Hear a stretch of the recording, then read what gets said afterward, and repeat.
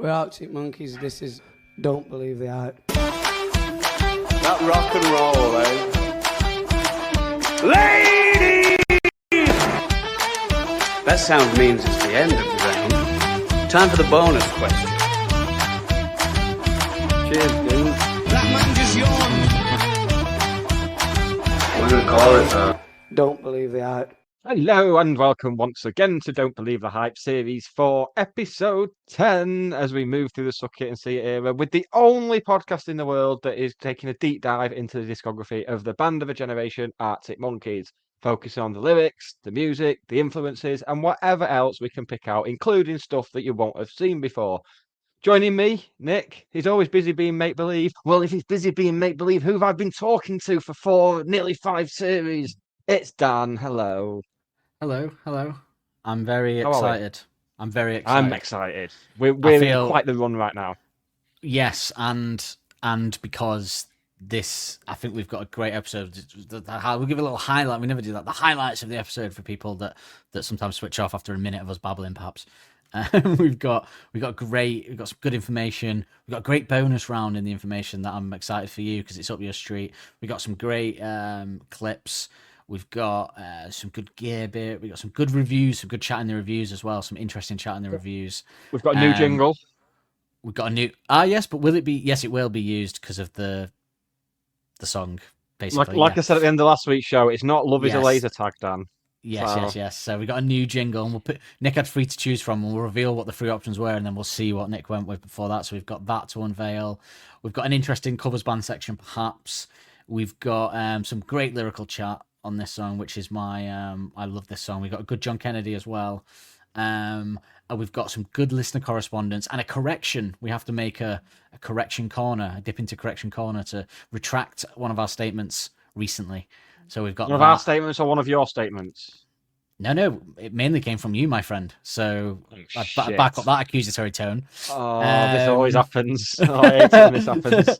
There's nothing to do with what you said. Don't worry. This is what I did. We've got some shipping forecast summit that you told me about last night, and then I've got an interesting hot take, perhaps. As if all that wasn't enough, we've got a fantastic acoustic version of the song to play us out into the credits. Yes, we do. Have you gone with that again? Yeah, baby. The old timer. Yeah, of course. I can reveal to people that everyone knows by now that Suck It and See is my favourite song on this album. Everyone knows that, right? That's common knowledge. It's common knowledge. Don't believe the hype. The fact that's sweeping the nation. If it changes by the end of this, it would be incredible. But this Suck It and See is not my favourite lyrical song on the album. Tonight is my favourite lyrical song on the album. Yeah. This is my favourite set of lyrics, is the more normal way to say that. This is my favourite set of lyrics on the album. Lyrical song like I'm Jamiroquai. So, yes, this is my favourite song lyrically on the album. You're rather lyrical gangster. Turn it up. It's Love is a Laserquest. Play the clip.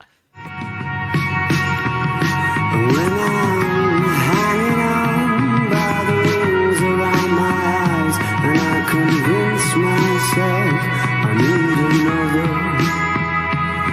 For a minute it gets easier to pretend that you were just some lover.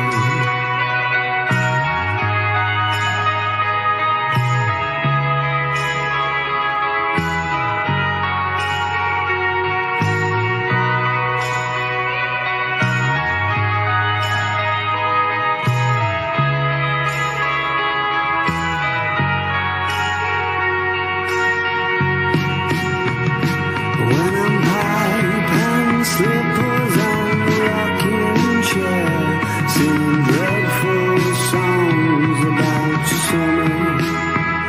Well, I found a better method of pretending you were just some lover. Well, I found a better method of pretending you were just some lover.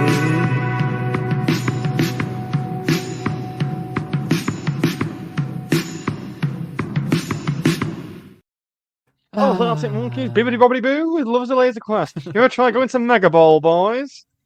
Oh.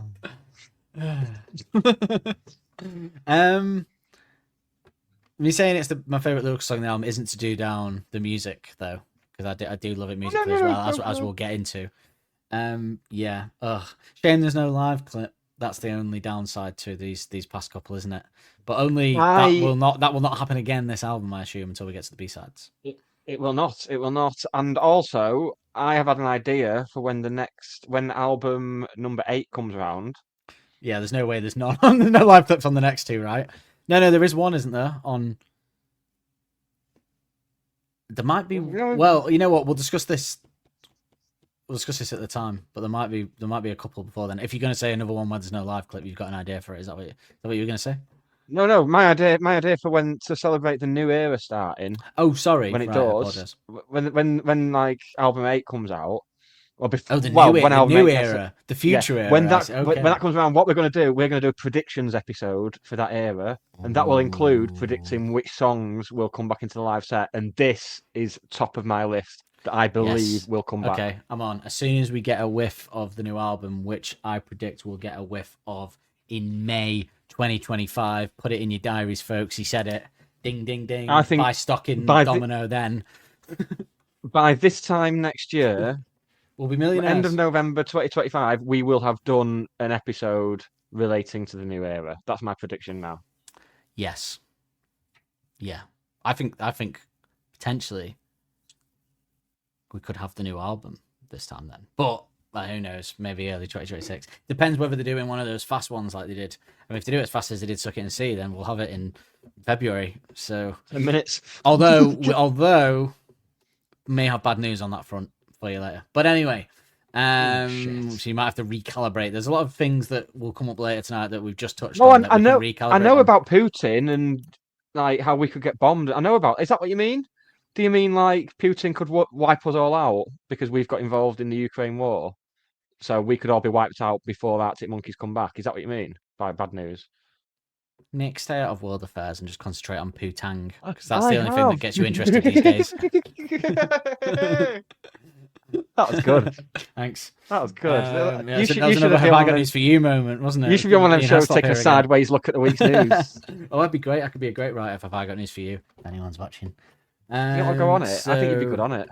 Think I'd be good on it? Oh, that's nice of you to say. I think I'd be a good... I think I'd... yeah, I think I would be good on it, actually. That is true. I think someone on that team has to say something, don't they? Hey, leave Merton alone. Actually, they did an episode with the American host on for Trump's winning week. So they got the American host of Have I Got News for You from that version to do the British one. Hilarious. You should watch it, by the way. One of the funniest episodes I've ever seen. And Paul Merton was really alive for that one. I don't know. Maybe he really respects. I've got a theory that when he respects the host and the other guests, he turns up. But then when he turns up and it's like someone he doesn't like hosting it, he just sits there like, yeah. Because you hear them make a joke and it cuts to him and he's like, enough. That's what people I do podcasts with are like. Yeah. Heard that. So, shall we go to the... why stall it? Let's get to the information, shall we? What's the information action ratio? The information action ratio. Ain't that the place to go? Breaking the rule because I'm hyper tonight. Go! There's nothing you can do. I was just going to break the rule for the same reason. Too late, Square. So, Love is a laser. I wish we were going clubbing tonight now. After this, I'm G'd up now. Well, I can't because I'm no, because I'm tired. I'm tired and the world exists. Putin. So you need a good 4 weeks to get psyched up for it. No, I'm sure there'll be something that can get me going. Love is a Laserquest is 3 minutes and 11 seconds long, with 97.6 million streams on Spotify, the second highest on the album. Does that surprise you? It's higher than Don't Sit Down. See, it surprises me in terms of it not being a single, and also not being as upbeat as some of the songs that tend to rank highly in those ratings. But good taste from people. Well, Yeah, I'm that's impressed put me in an by even that. better mood. Yeah, Yeah. because that's good because we've been let down by some of the streams of some good songs on this album, but Yeah. that's a win. That's a huge win. It shows the quality of the song as well. So there you go.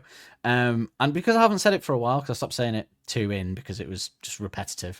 It's produced by James Ford, of course. So we'll just give him a little Thanks, mention mate. again, just so we can Cheers, pal. because he gets more mentions on our TLSP coverage, of which we've just entered the Everything You've Come to Expect era. But we Where can talk can about that people later. get that, Dan? Well, no, hold that promotional content, because Oh. I've got a good place to put it in a bit. You just wait and It's see. not going to my try and be friend. smooth. Yeah, well, normally this is the good place, but I've got somewhere later, so you'll see why. You'll see why. We're going to try and change a mind tonight, Nick. So, I'm not telling you. So the song is 170 beats per minute, and is in the key of B major. So again, in the majors, 2 more to go. Can we get a full house of the majors? The song has been played live just 8 times by the band. Firstly, on May 21st, 2011, on 102.1 The Edge Toronto, again, presumably an acoustic set.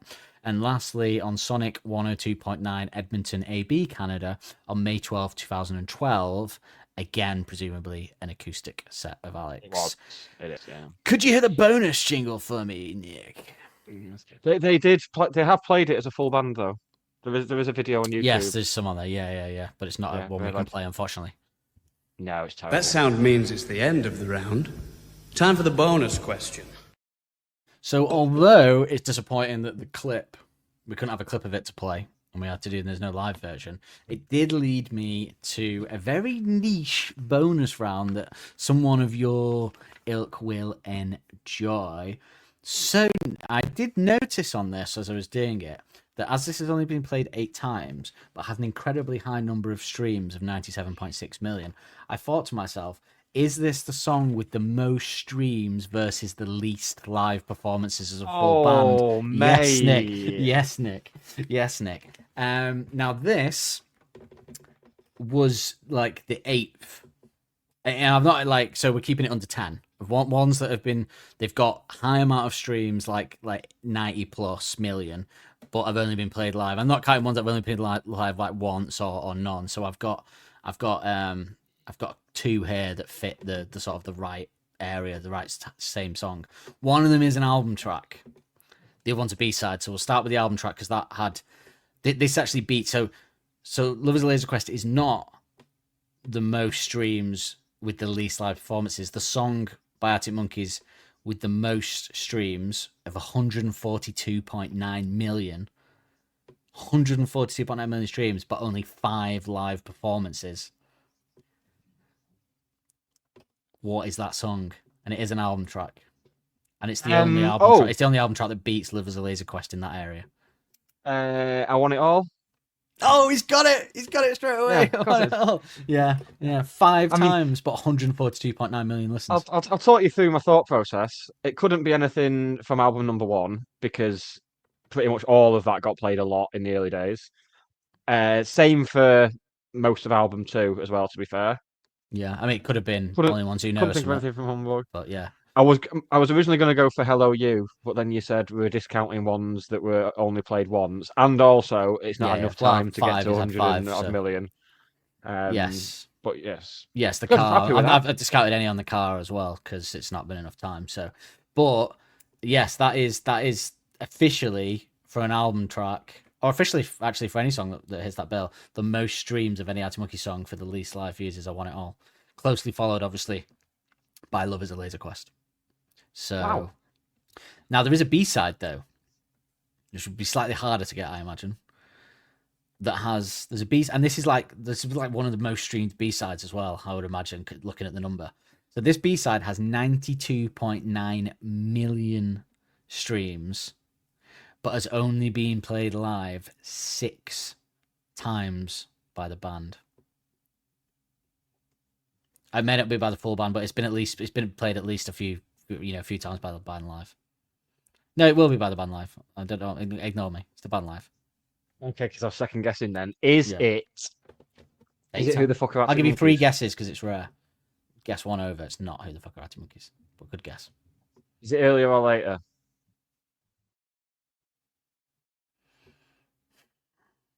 Earlier. Even Boys and Stone Sweethearts. No. But that question of earlier or later.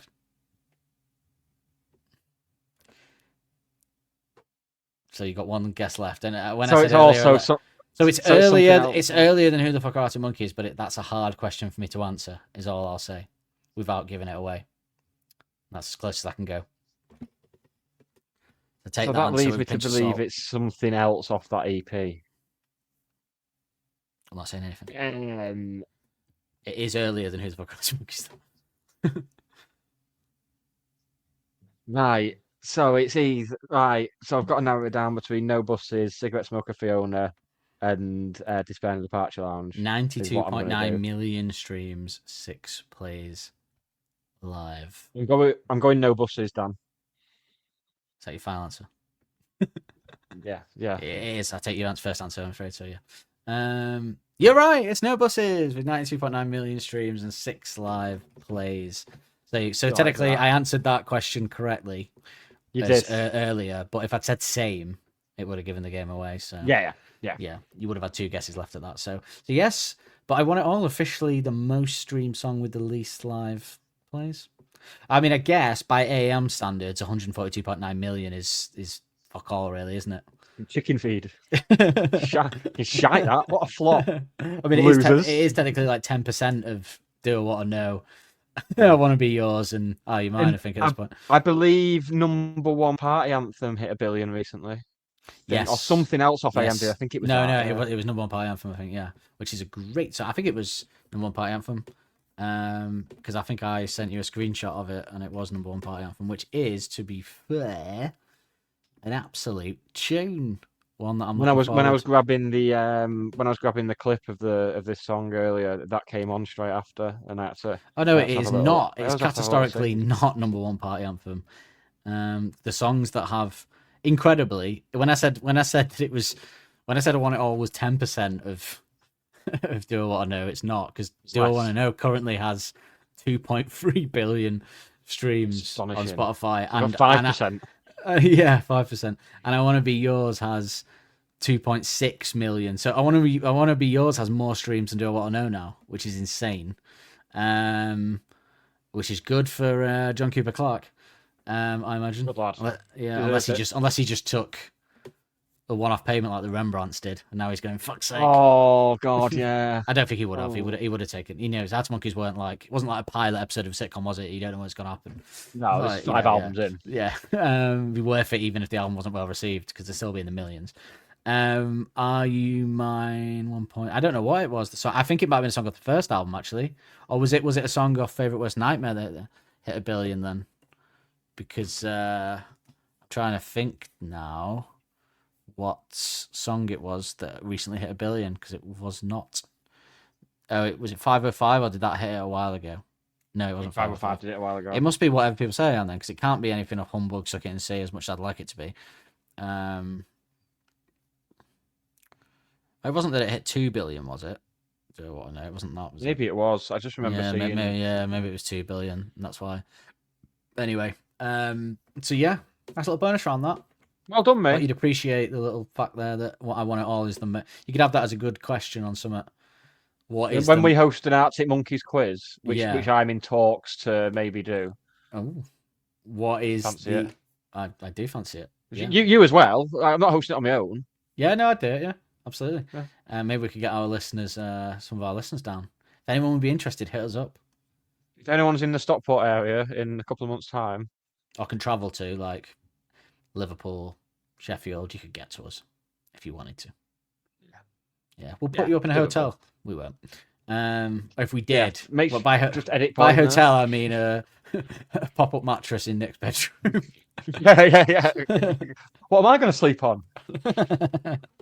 The floor like normal, you rat. So 142.9 million streams versus 5 players. I Want It All. There you go.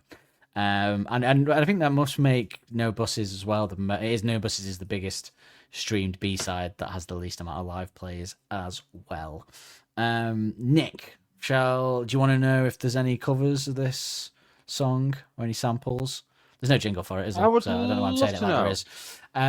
Well, do you remember last week? Do you remember last week we fell in love with a track by Caitlin Rose, who did Pile Driver Waltz as a country version? Well, you'll be pleased to know that she also, as a beat, right? So the single she brought out of Pile Driver Waltz cover, released by Domino, throw that out there. Oh, As you'll see from the picture when we play the video, released by Domino, had Love is a Laserquest covered by her as a B-side. So it'd be good vinyl to try and get hold of that. I'm on a hunt for it. I already love her. Yeah, I know. So she's with Domino. So should you have a listen to her cover Love is a Laserquest and see? I'm saying it now. We're playing the whole thing. I didn't cut the clip down, so strap yourself in. Yeah. So strap yourself in because this is another one that I give a star to. So let's have a listen.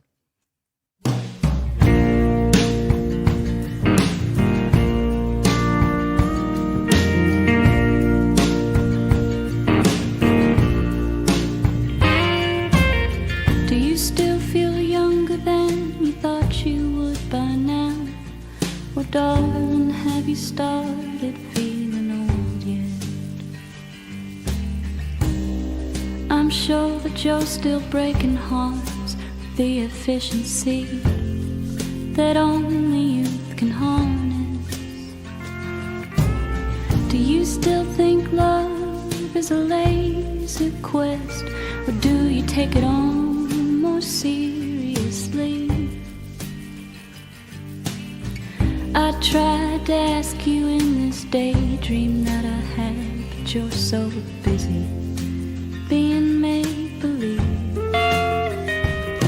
Do you look into the mirror to remind yourself you're there, or have somebody's goodnight kisses got that covered? If I'm not being honest, I'll pretend that you're just some lover. Now I can't think of here without thinking of you. I'm sure it comes as no surprise, and I can't think of anything to dream about. I can't find anywhere to hide. Do you still think love is a laser quest, or do you take it on most seriously? I tried to ask you in this daydream that I had, but you're so busy being make-believe. When I'm hanging out by the rings around my eyes, and I convince myself I need another. For a minute it gets easy to pretend you were just some lover.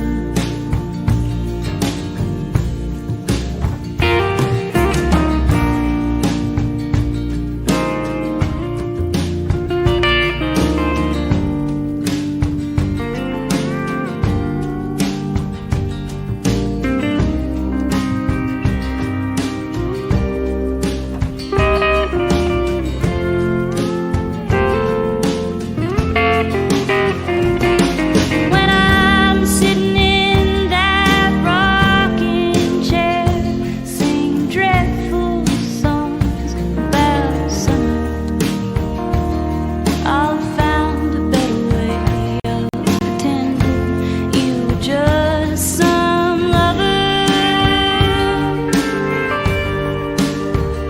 I guess I found a better way of pretending you were just some lover.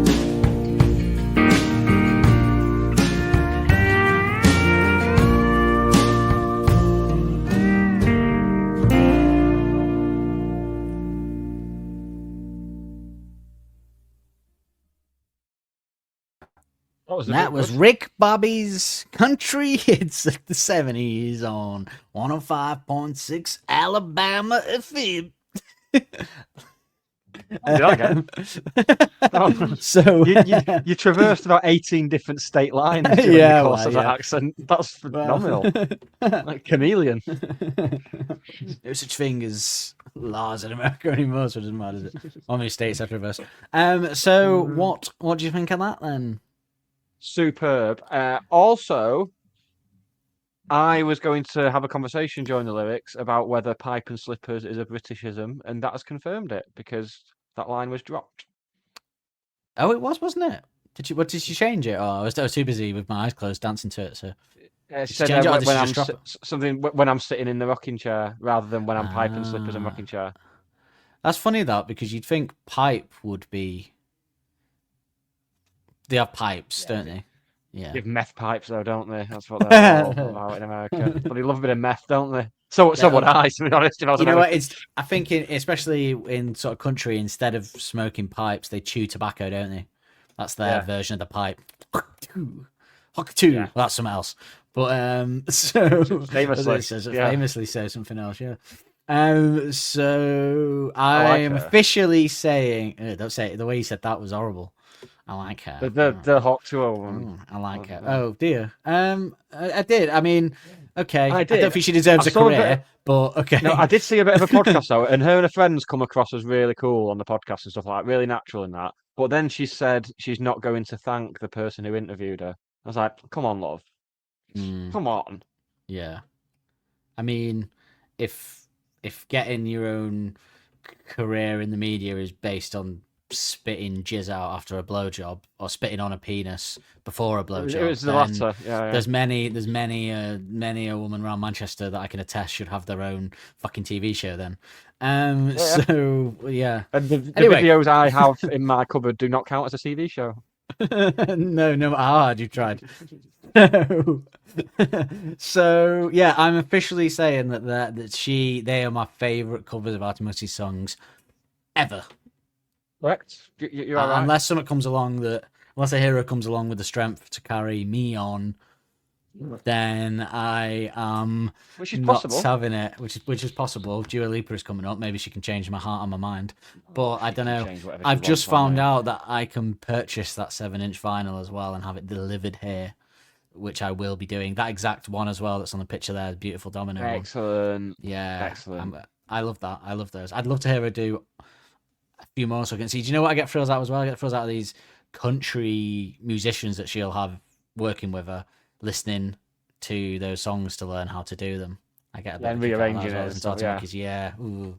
Rearrange my mind. Don't ruin it. Don't cheapen it. Hey, we'll be listening to that album in our pre-show for don't remind me. for Little Illusion Machine Yeah, track. yeah, all right, that. Yeah. Little Riddler, but we're not there yet. We're not there yet Little because we've Riddler. got. That's what the press will call him now. So the. Well, I got there first. I should copyright that. Yeah. I don't think that's how Murdoch works. Shall we get some gear chat on the go, Nicholas? Technological advances really blooming get me in the mood. You know what I'm blaming for our giddy mood and erratic behaviour?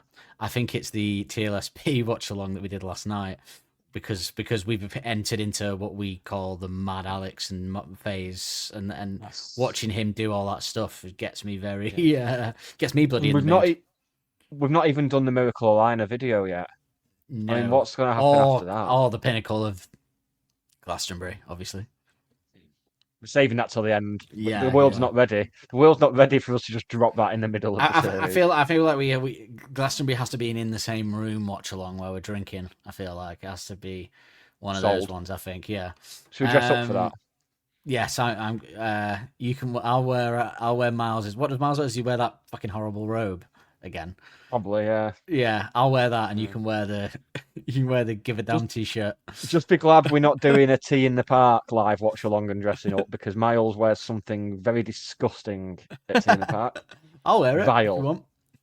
No, even no. I'm not ready for you to. It's bad enough Miles wearing it. I don't want you wearing it.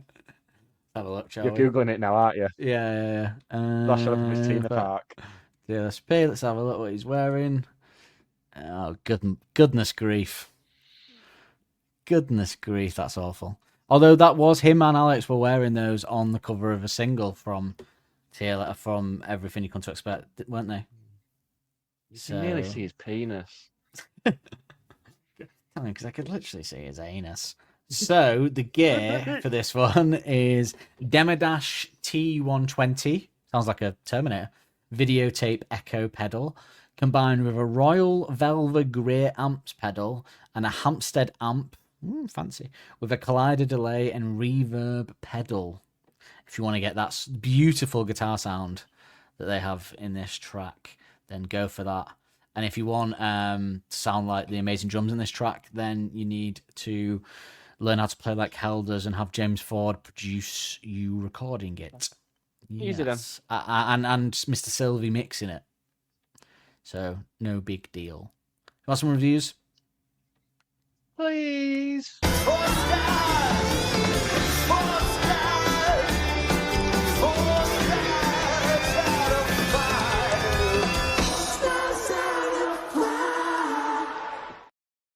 I was in bed within 15 minutes of us finishing that watch along last night, and I really just couldn't calm down. I had to watch. Maybe this is why I'm enjoying the Caitlin Rose music as well, because I've been blasting through Yellowstone and the new show Landman as well on Prime. So maybe that explains. There's a lot of country music in those shows, so that could explain my also love of Caitlin Rose at the minute. But Pitchfork said, "Yep, the heart wrenching, yes, getting a good reputation." Gave it 7.3 out of 10 because they're wankers. No, I think they're getting a good reputation back with the Pitchfork after it famously chased Frankenstein's monster out of the village. But you can't be Rebranded going like something point something. Just give it a percentage. No, I know you hate the points. But they said the heart-wrenching Love is a Laserquest addresses a lost love every bit as unsparingly as past Arctic slow burners, Do Me a Favor, Cornerstone, or A Certain Romance. Certain Romance as a slow burner is a bit of a maybe in 2 verses or something, but yeah. And even then, not really. Picking up a lyrical, I thought they were going to go Do Me a Favor, Cornerstone, and Only Ones Who Know was going to be the third one there. I was blindsided by it being Certain Romance. Picking up a lyrical theme that also runs throughout an album by a very different band, Fleet Foxes' Helplessness Blues. And I thought, oh, okay. So I clicked through Fleet Foxes' Helplessness Blues album so that you don't have to. Although no, they're all right bands, to be fair. But, good band, yeah. But I did it, and I found a song called Montezuma that I thought was the most Love It, the Laserquest that they were talking about. So let's have a little listen to that and see what Pitchfork are bloody going on about. From the thumbnail, I thought, is that Fleet Foxes? I think it is. I'm so glad it is. Yeah, plus my hidden FF code. Yeah. Well, I knew it wasn't Foo Fighters or Franz Ferdinand. Well, I say no. Hoped. No, you can only see Foo Fighters clips on OnlyFans these days, I believe. Oh, he went there.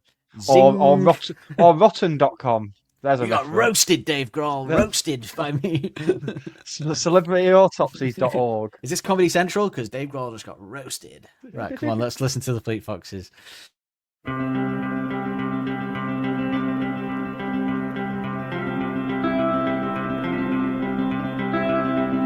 So now I am older than my mother and father. When they had their daughter, now what does that say about me?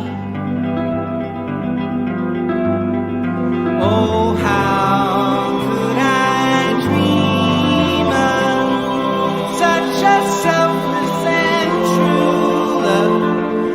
Could I wash my hands up just looking out for me? Oh man, what I used to be. Oh man, oh my, oh me. Oh man, what I used to be. Oh man, oh my, oh me.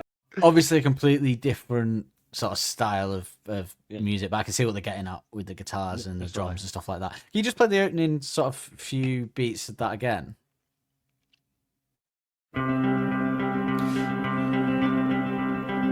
It sounds sounded like stop now. Stop. Yeah, It sounds like the yeah. doom doom doom doom doom doom doom doom doom doom. What is that song? Oh, not this again. At first I thought it was Hey There Delilah, but it's not. It's Thank God. it's a really good song by play it one more time. Play it in 4 seconds one more time and then stop.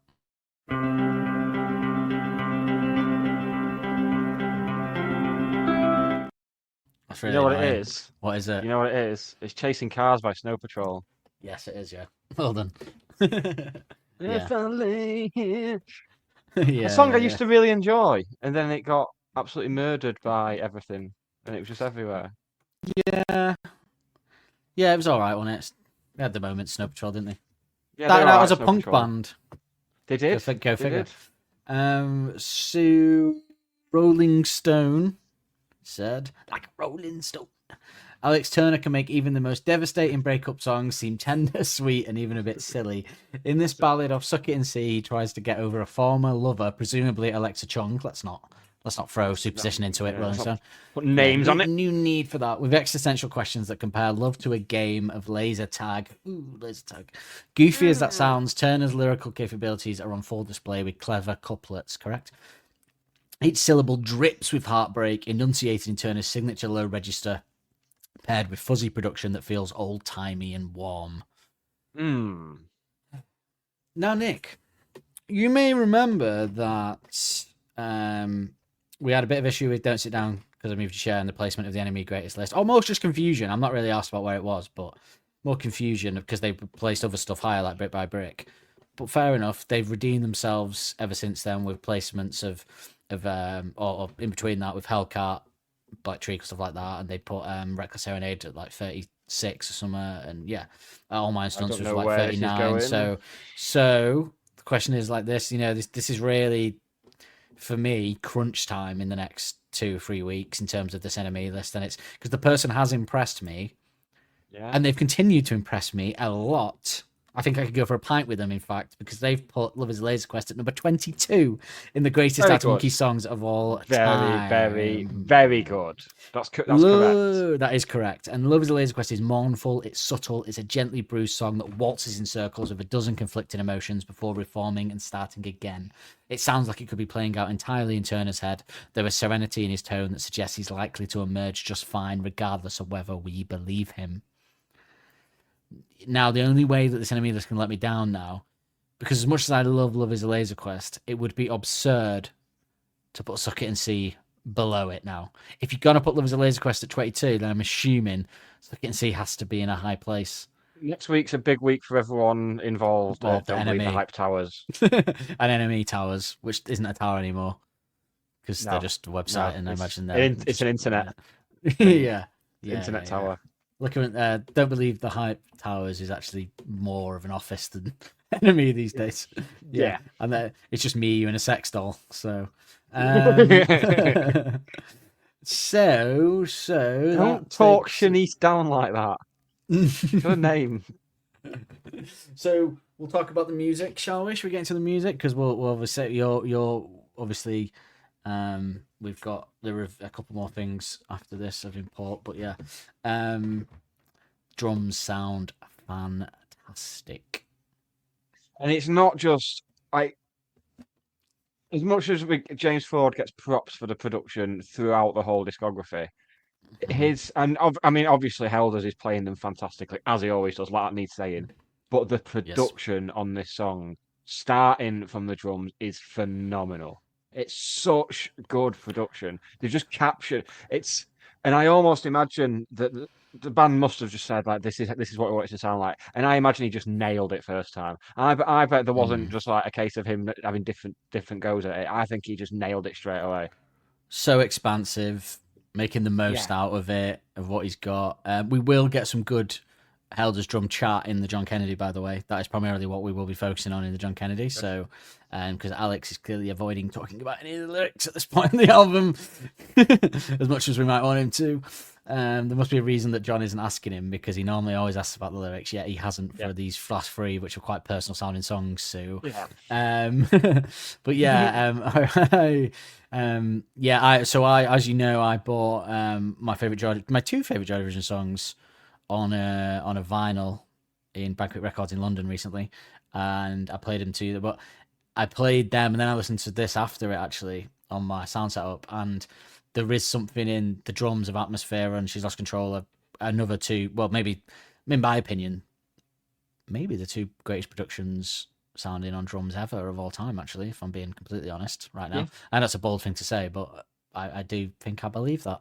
And I listened to them as this, and I thought, this is of the same ilk. It's got that crisp, perfect sound that the drums have when you play them on, play them on a good system, and you're like, wow.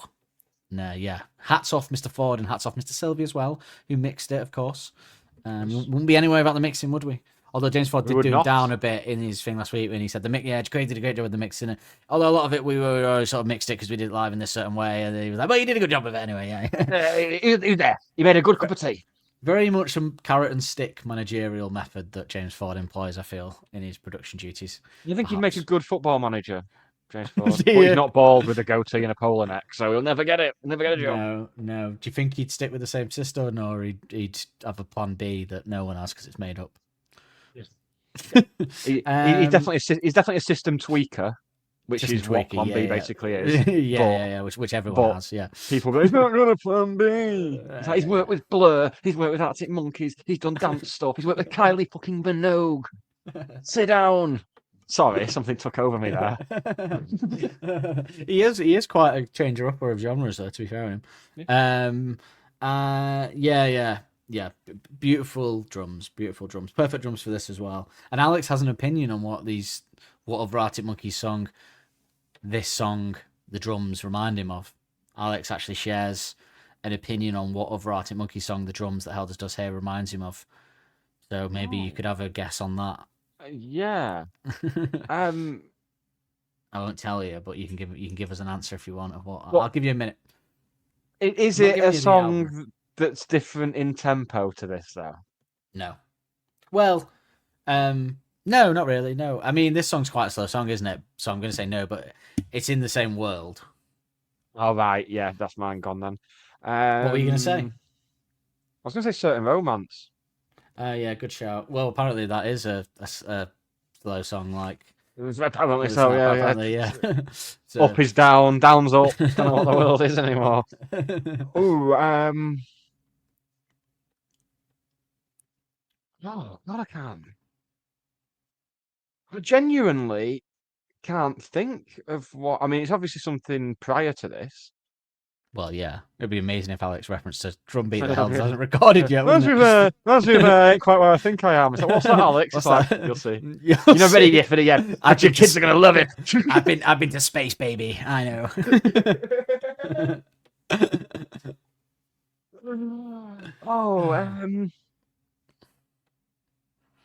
My brain won't work. Cornerstone. Fuck it, I've said something. There we go. I've got it out of the way. I'm saying Cornerstone. Okay. It won't be right. We'll see when it comes up.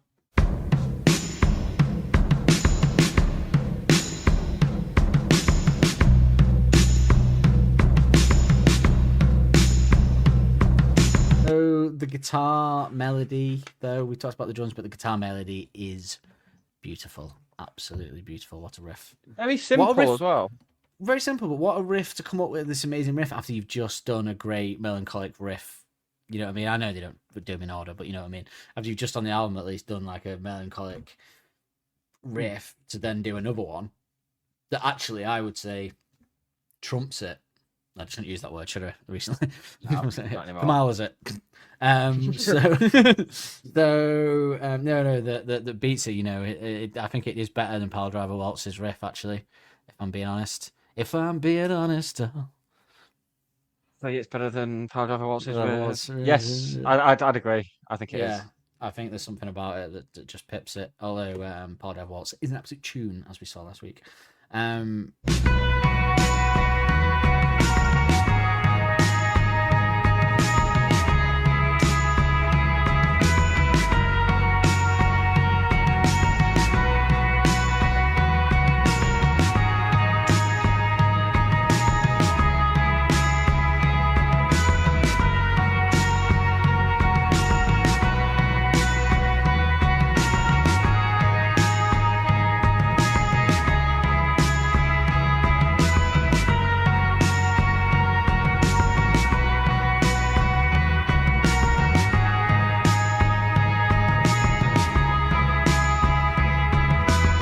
It's got that youthful melodic thing again that they capture in the music somehow. It's just their sort of thing at this point. Yeah, Yes, yeah. it sounds With, so with the beautiful. efficiency that only youth could harness, one would say. Yes, that is what Arctic Monkeys do, particularly on this album and several tracks in previous albums. And I would say one more track. Yeah. Slightly one more track perhaps that they capture this kind of sound in a little bit. Maybe two. But yeah. But not into this same level. I think that Flesh Adolescent sort of stuff is sort of taken to its peak in Suck It and See, I would say. But it sounds so beautiful, and the changes in chords or whatever, if it's lead, from the chords that they wrote, are just perfect and yeah, great. The bass is very underrated in this one as well. When I was listening to it instrumental, I was like, it's got a kind of perfect balance under the guitar and the drums. He's doing some great underrated, just serving the song, but having the same charm we've seen throughout the melodic songs in this album. Really good stuff. Nothing too showy like we've had. I mean, he's done some fantastic work, obviously, but yeah, good stuff. Took him over the back seat this week, Nick is, before roaring back, I think. But I'm sure but serving the song perfectly again. But I'm sure actually if we could hear it in the studio isolated on its own, it would probably still be a really good bass line. It's just they don't mix it into it as much, so it's harder to hear that. But I mean, then when you've heard the bass lines that we've had, fight. If your only competition is yourself, then you're doing all right, aren't you? Wise. That was a very wise thing to say, wasn't it? Then, yeah, I was going to carry on, but then I sort of stopped. And went, I'm gonna rip down the Live, Laugh, Love canvas off my wall, and I'm gonna have that instead. When I've won my first BAFTA, I'm going to say that in a podcast interview after it. I'm gonna say and it in everyone will your go, speech. "Ooh." Nah, it'd be a bit wanky arrogant to say it in my You're gonna speech, go wouldn't political it? with your speech. No, I'd never go political in my speech. I already know what I'd say in my speech. I've already got that in my head. Palestine? No. Israel, no. I go the other way. No, I wouldn't ever go political in speech unless I really do become wanky in the industry or something. I would say that though. Imagine the arrogance of that in a sort of award-winning speech to be like. And I've always thought, with my next project, you're in a good place if you're competing with yourself. It's a very arrogant thing to say. It's okay for me to say about someone else, but for me to say about myself is a bit. But Especially if it was like a children's BAFTA that you'd won for your writing on Ballamore. A Welsh BAFTA. Yeah. So, I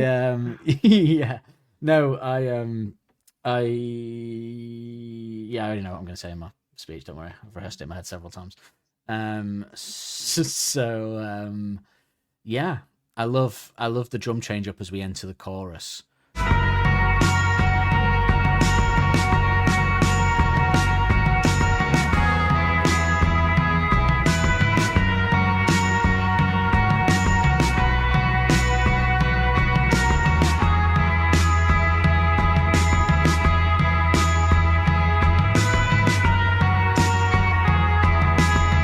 Does that kind of little change up there to get us into it. Again, the bass is great here and underrated as it changes into the chorus. So he does do some stuff even in the ones when he's not front and center. He's there, Again, he's in a good place if he's only competing with himself. I think someone's wise said that. It's going to lose its effect now. Saying get a bit too much now. That's what I heard at the children's BAFTAs. Best original song. I love when the drums drop slightly as the guitar changes slightly for the second verse. As we go into it, the drums kind of just drop off. The way Holt drops it down is so good because I was listening and he sort of just drops. It's like he dropped half the drum kit. I know that sounds mental, but he sort of dropped half the drum kit and replaces it with a cymbal. And so he just starts doing the same thing on one side and taps single. It's probably not what he's doing, but that's what in my head it sounded like. Probably because it only dropped into one headphone. That was my way of putting it into three-dimensional space in my own head.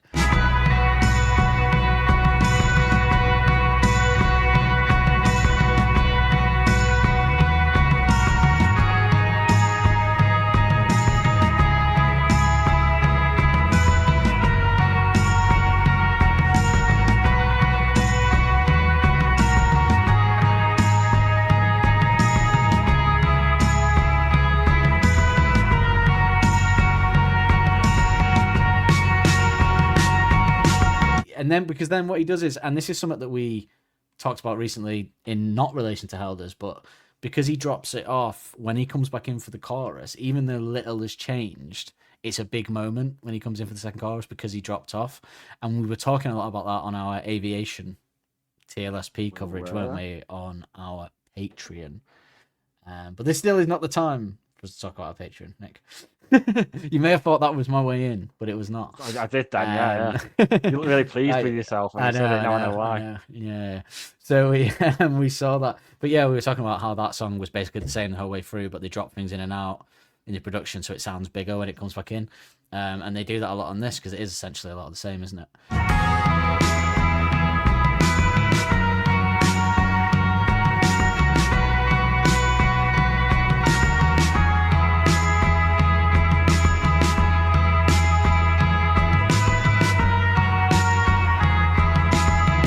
Obviously, second chorus the same, and then we get the solo guitar. I love this bit. Yeah, we do.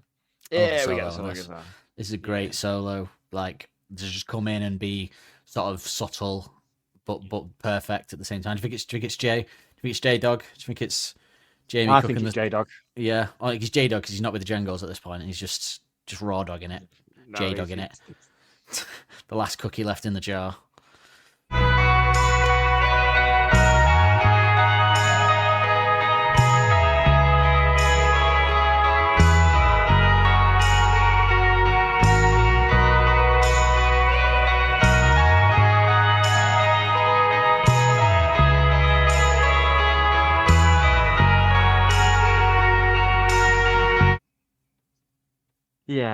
Yeah.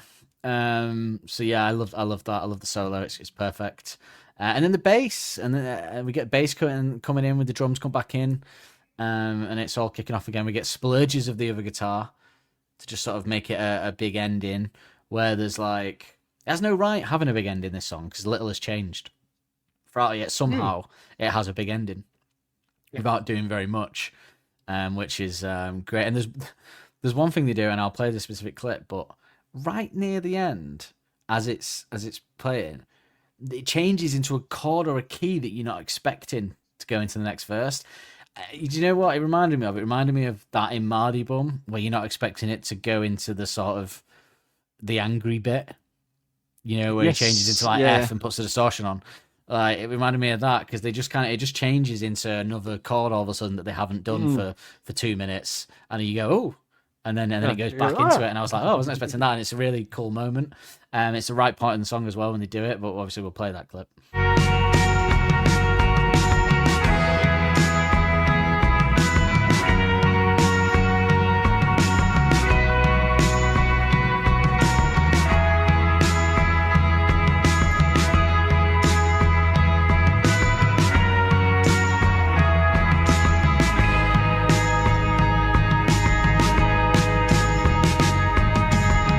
But yeah, it reminded me. I haven't heard them do quite that same way since Mardy Bum, which obviously is in the world of this song as well. Yes, very much so. Yeah. It is. It is. And yeah, there we go. I love how it ends. How it starts with the drums, and another great drum ending. We've had some great drum endings so far in our journey, and this is another great one, I'd say. Great out. But we'll perhaps talk more on that later.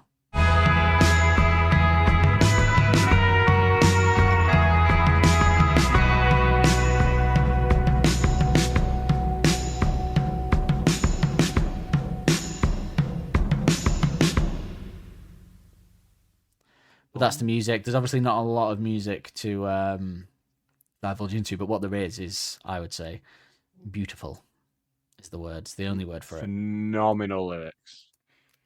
Do you want to talk about who you might want to cover this? I'm intrigued to see what you say, actually. I would indeed. I'm gonna form a covers band and all. One word, one syllable, 4 letters. Blur. Oh. I could see that. Not when I say blur, I don't mean streets like a jungle. Blur. No, I mean, you mean like oh my baby. That Blur. Oh my baby. Oh, melodic sad Blur towards the end. One of my favourite Blur songs, that Tender. Yeah, same. Oh my baby. Yes, I think it'd fit. I Yeah. would agree that Damon could pull this off, couldn't he? Yeah, yeah, Definitely. yeah. Darling, in a sort of more London accent, like Darling. If he's starting to feel old, yeah, he could do that. He could get that going in his voice. I reckon that the way he'd say Darling would be very different. I feel, wouldn't he? Darling. I think he might change, darling. I don't know what. I don't to think do I there. can. I can't imagine. I'm not really down with people changing the things in covers that much. I'll let Caitlin off because of it being a specific, and I didn't notice, to be fair. So there you go. But That's true. Yeah, too busy bopping away. too busy bopping away. Yeah. Well, you know who I thought for this? 4 words. Quite a lot of syllables, so I'm not gonna. I think there might be 9 or something. No, probably less. I thought I'd like to hear a version of this done by Florence and the Machine. Very good. That's a good shout. I could imagine them doing the guitar a bit different but good, bit more Fleet Foxy way with sort of some strings and stuff, and then her performing it in her cracking voice, obviously with the Oh yeah, Florence and her machine. I can't do an impression of Florence's voice, obviously. So No, I didn't think. At no point was anyone expecting it from you, to be honest. But I just thought she could do a great version of it. And I don't mean people listening, Florence, you've got the love. I mean, happiness came in. Yes, like early a love. Florence before she Was went that with you? all- We saw Florence like before she was. We saw her on the big enemy at that thing, enemy yeah. thing. Yeah. In fact, She it was wasn't- before she. I think it was like before that album had come out. I think. Yeah. It was. It was And actually still quite was punky great. because she did Kiss with her fist and she was climbing up the side of the stage with the rigging, and then she got to the top and Yes, I remember you were particularly you'd think aroused. she'd have this sense of what do we do from here, but she didn't. She carried on. Yeah, it was a great performance, that actually. So yeah, if I could just see her doing a little bit of a different version of this, that would be cool to hear. So there you go. We've got 2 good ones, Blur and Florence and the Machine this week.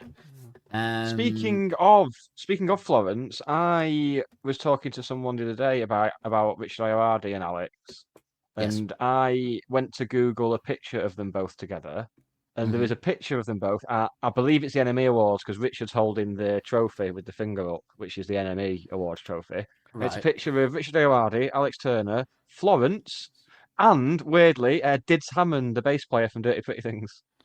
Right. These enemy awards, anything can happen on the pictures there. It's mad, isn't it? Yeah. I remember having a picture. I remember a picture of Brandon Flowers at the first Enemy Awards that the Killers were at in this sort of suit with eyeliner on. And I had it in like an exercise book at school. And this girl sat in front of me that I quite liked. She went, "Oh, he looks a bit like you," and I nearly died. I just melted in my seat. I mean, so inaccurate. People looking at me now, it was better when I was young. Dan's not coming to school today. He's just a puddle. You made that sound sexual in a way that I didn't intend. Well. Yeah, I'm sure that thought entered my filthy little mind back then. Yeah. So the lyrics, the meat on the bone, as you might say. So I was a bit shocked to see, like I was with Pile Driver Waltz, that the not only like Pile Driver Waltz was just some fuck nuggets on Reddit that I saw with that opinion of it. This was like down as on a couple of websites as like the official. This is what that song's about. If you can ever have an official, this is what that song's about. God. Hit me with So, it. well, I'm interested to hear what you would say the song's about in just a couple of words, just to see if we're on the same wavelength or whether I'm going to have to paddle against the tide. So I see it as a song about Coming up with heartbreak. great phrases tonight, aren't I? I'm really on But it. I see Go it as and him being host like the heartbroken. Emmys tonight if I wanted to. I think I'm in that mindset. Yeah, okay. Yeah, I don't No think one's they do asking the me Emmys in to, November, do they? Oh, they're not? Oh, sorry. No. Sorry. No, I thought it was a sure no, thing but then. I am available. Just remind Too busy them. winning them. Go on. So I see it as a heartbreak song again, but there's almost an element of not so much denial, but trying to put a braver face on it. I would say. I definitely think heartbreak is the But what element would you in say? here. Yeah, but what would you say his? Because this is where perhaps we may differ, and you may go with what people said. And I'm not saying I'm right, by the way. This is just where I've always taken it. But when I'll try and defend it, but what would you say his thoughts on that are? So he's heartbroken in it. What are his? What would you say his like thoughts on that relationship are? So I think it's genuine heartbreak that he's trying to mask. And I think there's lyrics there that would go along with that.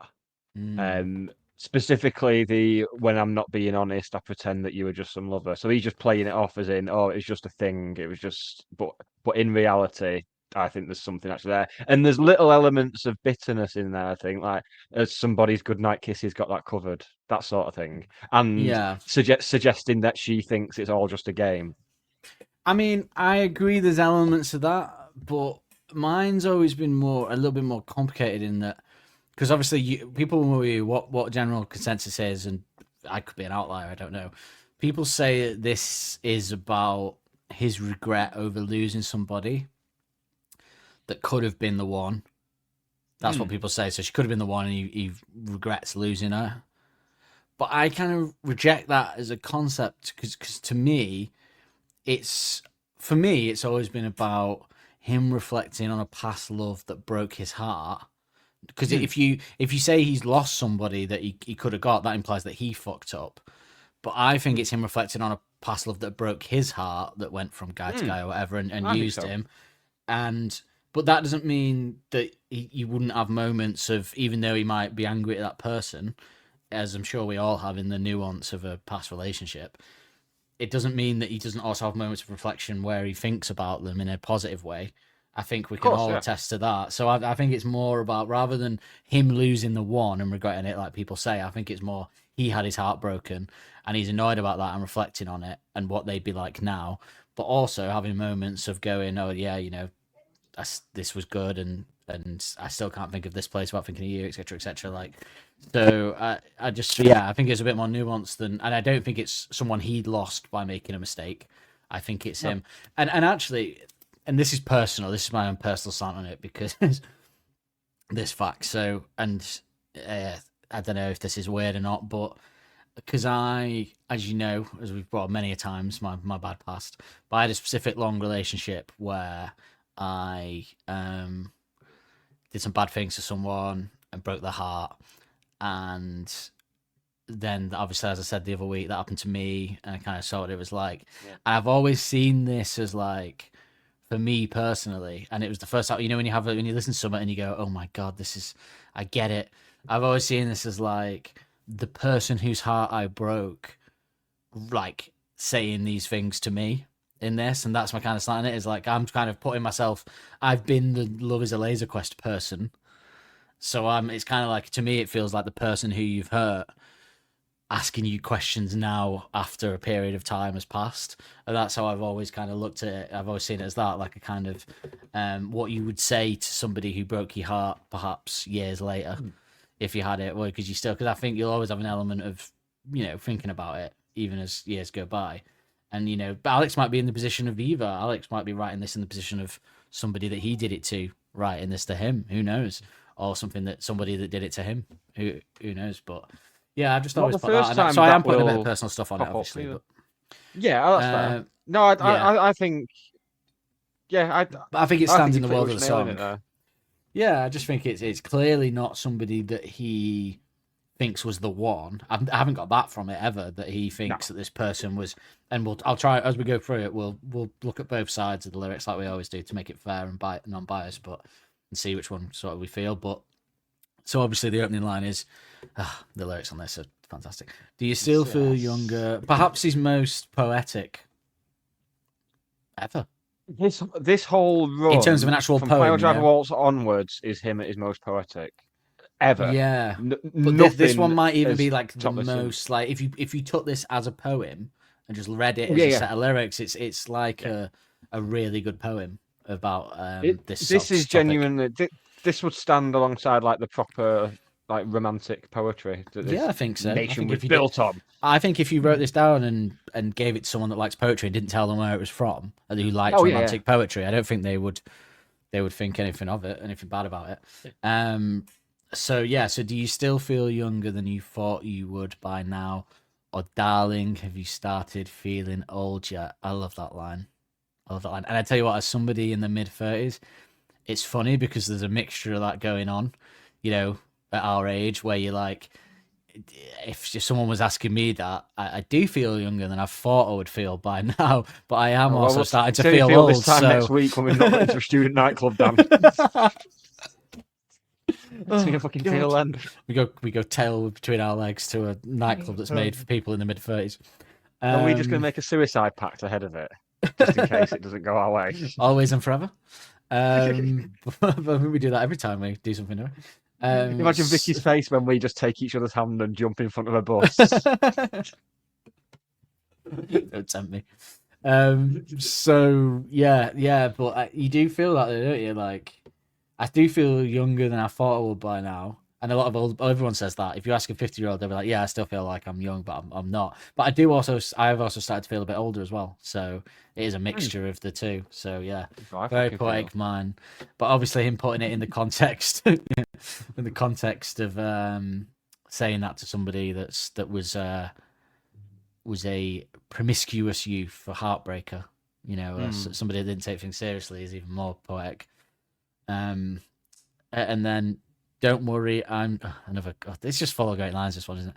Don't worry, I'm. Can we just not do the favourite line bit at the end of this? No, because I have one. Say the whole song. I'll have. I do actually. Yeah. I have a very specific one that isn't necessarily even the best line of the song. There's a very specific reason why, as I'll get to.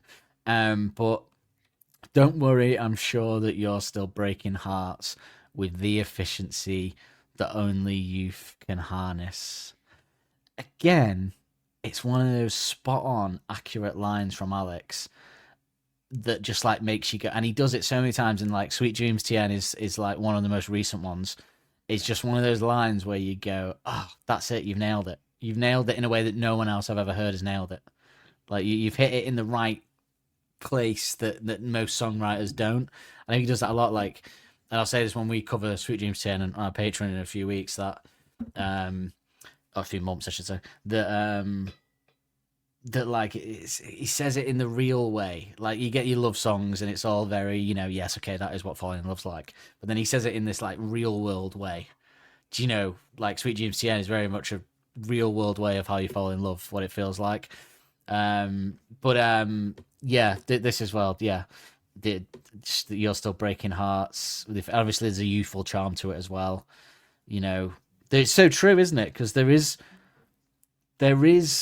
a way that you can break hearts that only young people can do. Do you know what I mean? There is a youthfulness to that. Like when someone breaks someone's heart in the 50s, they've ruined their life. You know what I mean? There's a youthful charm to being a heartbreaker because you're not really. They'll get over it. You're only 19. You'll get over it. As much as you think it's the end of the world now, you'll get over it.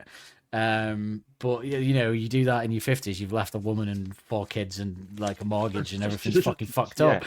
Like you can't. That's so your face isn't driving anymore. There's a charm. There's a charm to youthful heartbreaking that you don't get, and that's why we love like that. There's that kind of. It's that kind of. I know James Dean. We love a bad boy in a youth, don't we? But no one likes a bad boy in the 50s. You know what I mean? Like, it's not. There's only things that youth can get away with. And he's captured it yet again. What a guy. What a man Alex is. Heartbreaker. So then we get to the chorus. And do you still think love is a laser quest, or do you take it all more seriously? Well, before we get to the jingle, let's just say, before we get to the free option of the jingles and see what you picked, this is so good. This has always been so good to me, and this is one of the things that I used to get drunk and I'd bore people with at parties.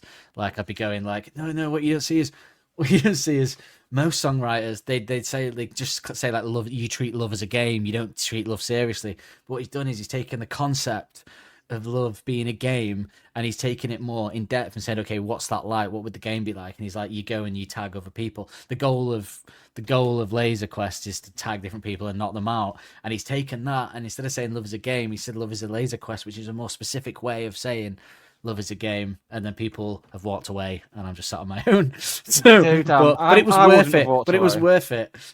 Well, now I've got a whole forum to say it in, and no one can walk away. I mean, they can stop listening. We'll be having that conversation outside a nightclub this time next week when we've not got in. Yes, boring some 22-year-old that mentioned that he liked Arctic Monkeys to us, and we explained to him that we do a podcast. And No, I only really like AM. It's like, go away. yeah, and then we beat him to death in between 42s and in between 42s and Venue is a police station, so it wouldn't be. Oh no, it's gone now, isn't it? Yeah, we'll beat him to death. That's it. I Thanks, don't know. Tories. Someone told me it had gone, but I don't know. I think it might have. That was the police station that I saw somebody. One of the greatest things I've ever seen was a bouncer unfairly punched a guy that wasn't doing anything wrong. He just didn't want him back in the club, so he punched him just as the police car turned the corner, and the police car and arrested the bouncer, and everyone was going, "Way!" It was one of the best moments ever. Yeah, they both went no. Yeah, that is just, he takes that metaphor and he does that thing again where he takes something. I always say that he takes it, he twists it, he puts a metaphor on it, and we get something that we've never heard before. But this is Love obviously is a Game is one of the most cliched things ever. yeah, and he probably You thought could- that and thought, how could I Yeah, take and exactly. what's it like? And it isn't. He's actually, but what's the game? And it is, if you were to look at a game that exists and what love is more like, you would Laserquest is weirdly a good metaphor for it, because you go in and you have to tag the right people to knock them out. You tag people, and it's a very good way of doing it. But it is a Britishism, because in America they do say laser tag. Before we get to that, and I don't know if it I'll exists give anywhere else. I'll But give do you want I'll the give three you a bit options? Well, first, I'll give you a bit of background on whether it does exist anywhere else. How does that sound? Yes. So Laserquest is a Quasar British... as well, we should say. Quasar was what I knew it as. Yep. So very interesting this actually. Laserquest is a British indoor laser tag franchise founded in Manchester, United Kingdom in 1989. Okay. It's laser tag Year games of our used Lord, infrared Daniel Holt. handheld units and vests. Yeah, not the only thing that was founded there. Laserquest's oldest centre is located in Stourbridge, West Midlands, England. In 1993, Laserquest had begun operations in North America, so 4 years after it started here, where it would operate several locations in the United States and Canada. Its headquarters was located in Ontario, Canada. However, in September 2020, due to the COVID-19 pandemic, Laserquest announced they had ceased operations in North America due to the uncertain economic environment. To this day, Laserquest continues to operate in the United Kingdom. There we go. What is Laserquest in the past, in pop culture, in the past 15 years? What has Laserquest been used for in pop culture most famously? Other than this song? No.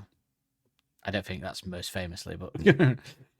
No, it's most famous. No, I don't know. What's... It is where Saul hides Jesse in Breaking Bad season 3 final. He invests in it, and not only that, I found out from listening to a podcast recently with Vince Gilligan that when they mention in Breaking Bad, he mentions laser tag Dan, who is like the money launderer. The guy is the money launderer. Yeah. That's the guy from Better Call Saul. That's Colin Robinson from Shadows. That's his character. He's laser tag Dan. Laser tag Dan. And they wanted to bring him back for Breaking Bad, but the schedules didn't line up. Oh, that's a shame. Very good shout. That I've forgotten about that. I can't believe I've forgotten that. I'm livid. Yeah.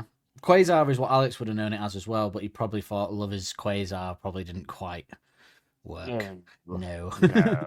And Quasar also has. I think Quasar is also a word used in like space things, and he wasn't there yet. No, not there yet. He's not there yet. He's not there yet. No, we've got 6 a.m. before space, Alex.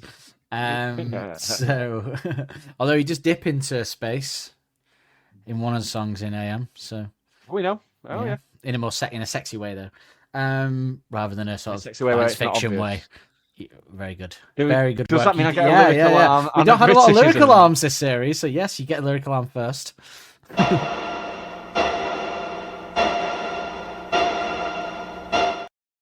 I'd almost forgot the lyrical arm exists. So we should say, okay.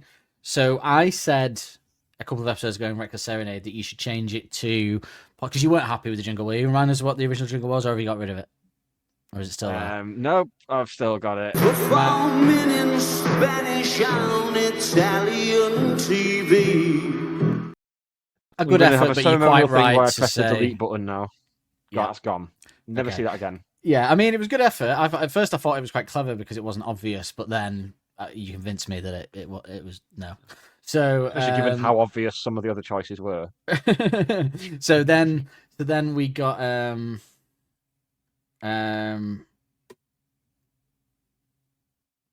sorry, someone just commented. One of our listeners commented on Patreon and distracted me. So They do that sometimes. We'll get to that.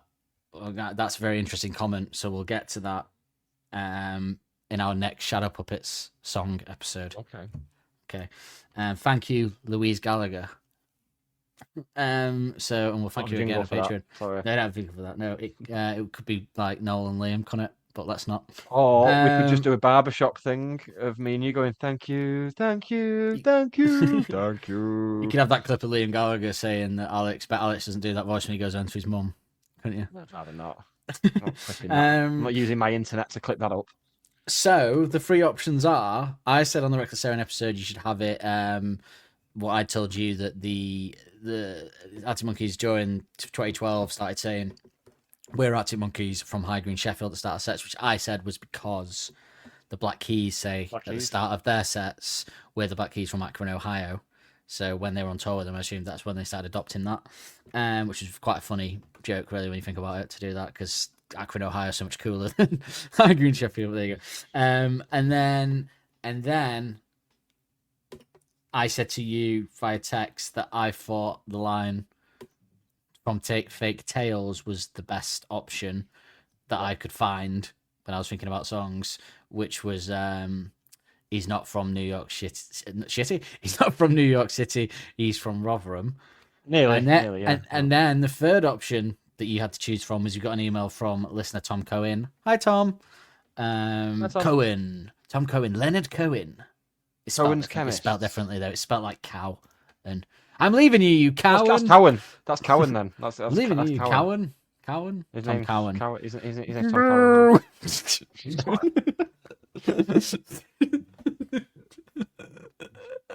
You feed beef burgers to swans. Sorry, Tom.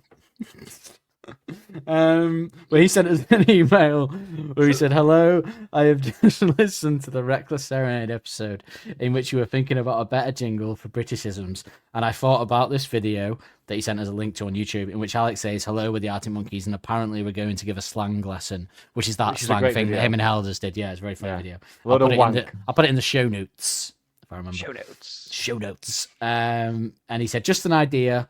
Loving the Suck It and See season. Cheers, Tom. So the question is, have you gone with our listener's very nice, generous suggestion, taking time out of his day to suggest something, or have you gone with one of the two that I put forward in one of our episodes on via text? Or have you gone with a fourth option that no one's even thought of? Oh, well. Interesting you should say that, Dan. Because that's not what I've done. I've gone with one of the suggestions. Let's have it, shall we? Nice. Did you go with that just because you could get Andy Nicholson on a clip finally again? I think it's good for the video listeners, and it's good to be reminded. Yeah, where it all started. No, I do think that. I think Tom's one works very well because it is a slang thing, obviously, so it does work extremely well. Maybe I'll do that as well, and we'll mix it up. Maybe we'll mix it up. Get a couple, mix it up, do a bit of variety. There'll be plenty of opportunities. I do have the others. Well, it doesn't end this so. series, does it? It doesn't end this series. No, it does not. It never ends. Maybe you should do that one for the rest of this series and then do Tom's for AM. Give Tom AM. That's bigger, isn't it? Give him the mainstream podcast. That's the one where we're going to get millions of people listening.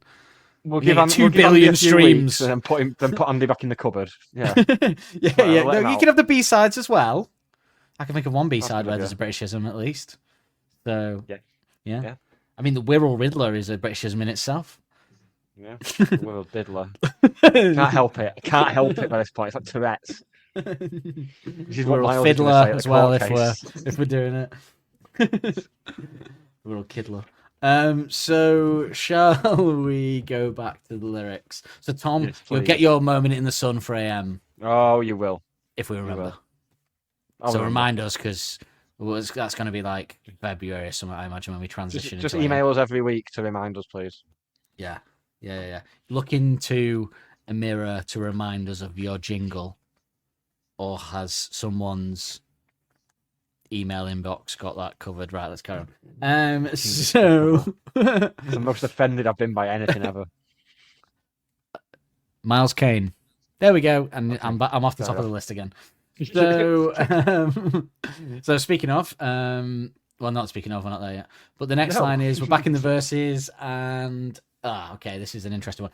I've tried to ask you this in some daydreams that I've had, but you're always busy being make believe. This is interesting. I'm going to pose a question to you. Do you think he means she's make believe, this whole thing's make believe, or do you think he means that the version he has of her doesn't exist anymore?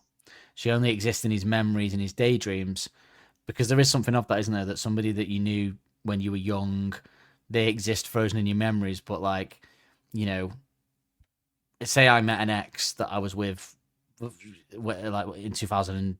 The court order summer. dictates that you can't. So Well, yeah, but if I met an ex that I was with in like 2006, you know, a lot of time has passed. They're probably not the same person that I'm remembering in my head. Well, definitely not, yeah. not. But they're frozen there, so in a on way, Facebook, she's definitely not. she's definitely not. In many ways, she is. But I still see the annoyances. But busy being make believe. So I don't know. What do you think? Or do you think it's like? Is there another interpretation there, or? No, I think you're spot on with the latter. Yeah, because she's in his daydreams, but she's being busy make believe. So he could just mean like because he's because he's in his Yes. daydream, she's make Yeah. believe. But Well, I like the to think way there's he's a talking little about it, she bit of definitely poetry in there. existed somewhere. Somewhere. Definitely existed somewhere based on everything else that's sung here. So Yeah. So like he could ask her, but he can't because she's only in his memories. Could be also what he means. But I like to think it's that plus a little bit of poetry about how in someone back then is them sort of frozen in time in your own memories as well. I mean, I didn't speak to you for like 10 years and you stayed exactly the same. So I am not having that. you were no different. Arrested That's the Development. worst thing. That's the name of the show. I just slipped back in like an old slipper. Slipped back in by O.J. Simpson's glove. And there was no difference.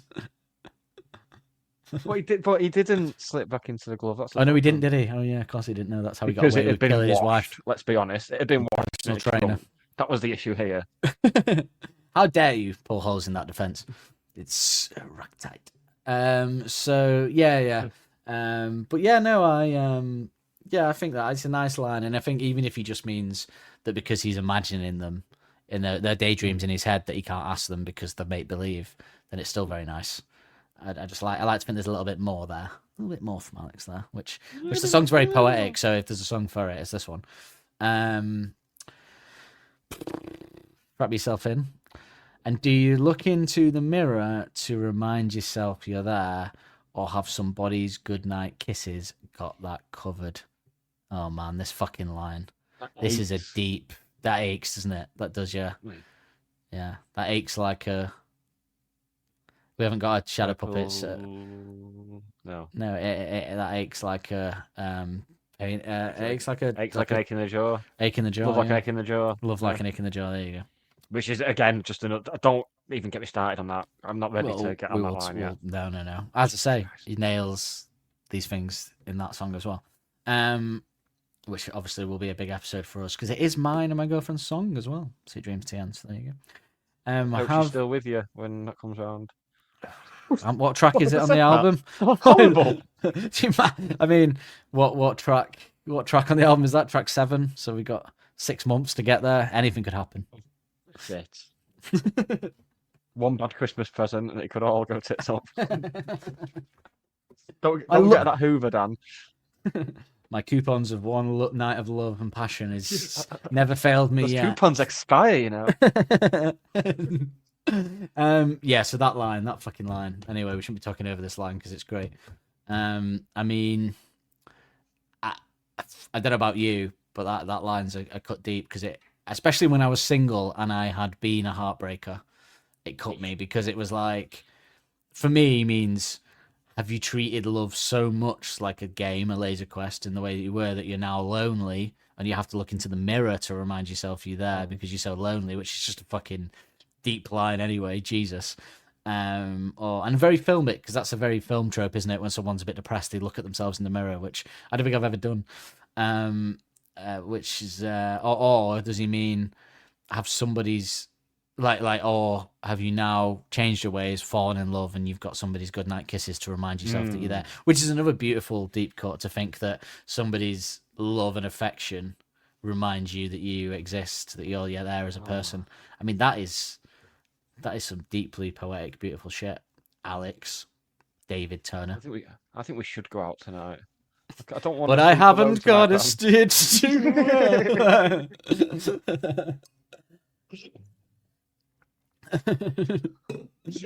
No, unfortunately, I've got to trudge into hell tomorrow evening, so can't. So yeah, what? Oh yeah, of course, yeah. You're going to the one place on earth that I refuse to go to. The amount of concerts I've turned down for Clap Clinic. I don't want to go there. No, I have to go there, mate. Several times by a law. Week, so yeah. It's just a fucking, what a line. Just first of all, it's an amazingly poetically deep, soul touching line, to think that when you're lonely, you have to look into a mirror to remind yourself that you exist. But then to compound it with, or have you fallen in love and got the love of another human being to remind you that you exist, is just like, I mean, you say that to someone that's like deeply depressed, and their wife said to them, "You've got me here to remind you that you exist," and give you a kiss. They'll be getting some good loving that night. Might take my socks off. TV off. Everything. Play this song on repeat. So I mean, yeah, just what a line. It's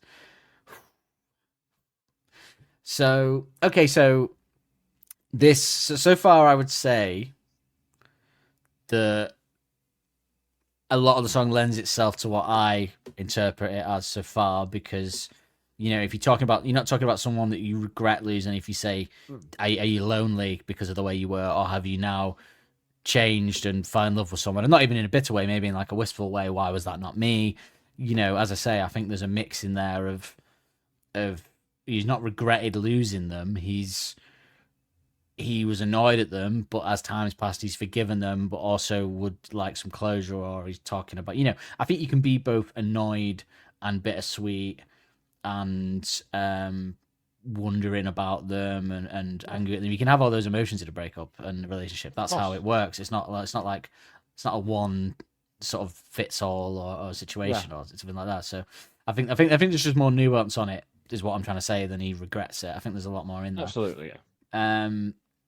And so he says, when I'm not being honest, I pretend that you were just some lover. And it's another fucking blow of a line. I think we can all relate to that. Because to me, this is where a bit of the other side of it comes in, the sort of the regret that you were talking about and other people talking about, because I think that's a bit of the like letting her go and regretting comes in. But I actually look at it more like, because you could say, I guess the way of looking at it is that when he's being honest, he says that you were just some lover to get past it, in the way that you do, like, oh, fuck her, she was just another one in a... That bitch was crazy, man. Yeah. She was just one in a long line of them. Fuck her. She wasn't special. But then when you're home alone, you go, I miss her. I love her so much. Have you ever known someone like that who'll like have a lot of girlfriends? Every time he breaks up with one, you go, oh, what happened to that Janine that you were saying? Oh, that bitch is crazy, man. She's crazy. And he says it about every girlfriend. It's like, maybe you're the problem. if every woman you're with, you're saying, oh, she's crazy, man. Yeah. I mean, yeah. But it's I mean, I kind of look at it though. Sometimes I look at it as like, he knows it wouldn't work though. It wouldn't have worked for them to be, because you have that even when you look back and you regret. It wouldn't have worked even if you tried to make it work. So you have that kind of comfort. So you can kind of like pretend that they were just some lover because that it wouldn't work. But the truth is, maybe you have a bit of regret in there. So I think that's one of the lines that where he's still, because like I say, you can be sure that something wouldn't have worked, but still be a bit sad that it ended. I think that's a course, normal yeah, thing to have. Yeah, I yeah. don't think there's any sort Everything's not of black and white. no, absolutely not. I mean, if anything There is are shades of grey, grey. if anything is grey, it's love. Said Christian as he took out his cock and his whip and whipped her on the bed. That's about the level of those shit books, isn't it? Yeah, terrible. I remember an argument with a girl at a festival once because she was reading. Oh, I say girl, it was my friend's girlfriend. She was reading them, and I was like, they are the worst written books ever. And she was like, oh, you're so pretentious. And I was like, if that's pretentious, then I'm fucking glad I'm pretentious because they Yeah, shit. yeah. I've read them. That's me a I tried to falafel. read them. I'm not just saying it as an uneducated opinion. I tried to read them, and even speaking objectively, they were shitely written. Awful. Same with the Twilight books. Awfully written. I've never Awful been drivel. less aroused than I was when I read 50 Shades of Grey. Do you know what? I actually find it hard. First person books, I usually find are quite badly written. It's better, like, I think of books, there's some exceptions, obviously, but books written in the first person are usually a bit poorly written. I find it's a bit of a cheap way out to write in the first person, I think, because it's the same way that if you did a film like, like a film that's narrated is a bit lazy. Because you don't have to explain stuff in the story, you can just have the narrator say it. Do you know what I mean? Like it's slightly. Oh, lazy. by the way, she's a bitch. yeah. You don't have to do it. It's a bit like that. Like it's easy to write a novel in first person because you don't have to write the story as much because you can just have them say it and think it. Yeah, I don't know. Maybe I am pretentious. I don't care. I'm saying that when I get my bath. I don't care if I'm pretentious. Don't care what you think. I don't care what you think. I only have to compete with myself, and that's where I want to be. But yeah, fantastic line, and then followed by another deep line that makes me. This line makes the first time I heard it, and the 10 millionth time I heard it today, it still makes me go, "Fuck," because now I can't think of there without thinking of you. I'm glad you've pointed out that it is there. I've seen there's been a lack of people can't agree on what the I've seen people suggest What do you mean? it's I can't think. I've seen What? people suggest it's I can't think of her, which doesn't tally with any of the lyrics. No, it's there. But yeah, it's clearly there. And clearly there. and don't air is take another away- one that people have suggested. I can't think of ever. No, it's there, and what he means is. Sorry to go out and say this is what it means, but if that's what people are saying, then I'm gonna have to go. I'm gonna have to go balls out of the bath on this one. And that's like no, I can't think of there. But what he's saying is that feeling when you go somewhere, even now years later, there's places that you can go of activities that you can do that still remind you of that person, even if you've not been with that person for like 20 years. There's still places that will always be tarred with that relationship. Genuinely End astounds of. me that there is some. When And it's a beautiful line. So when I was looking at the lyrics, like people had put in the comments, like, Really? "Oh, is God, it I'm there? glad I didn't Is see it?" It's like, that. yes, of course it is. I'd make my blood boil. That would. I couldn't really do with that. Yeah, Because it's so lot of things true. starting It's to make sense with that. it's such a great line.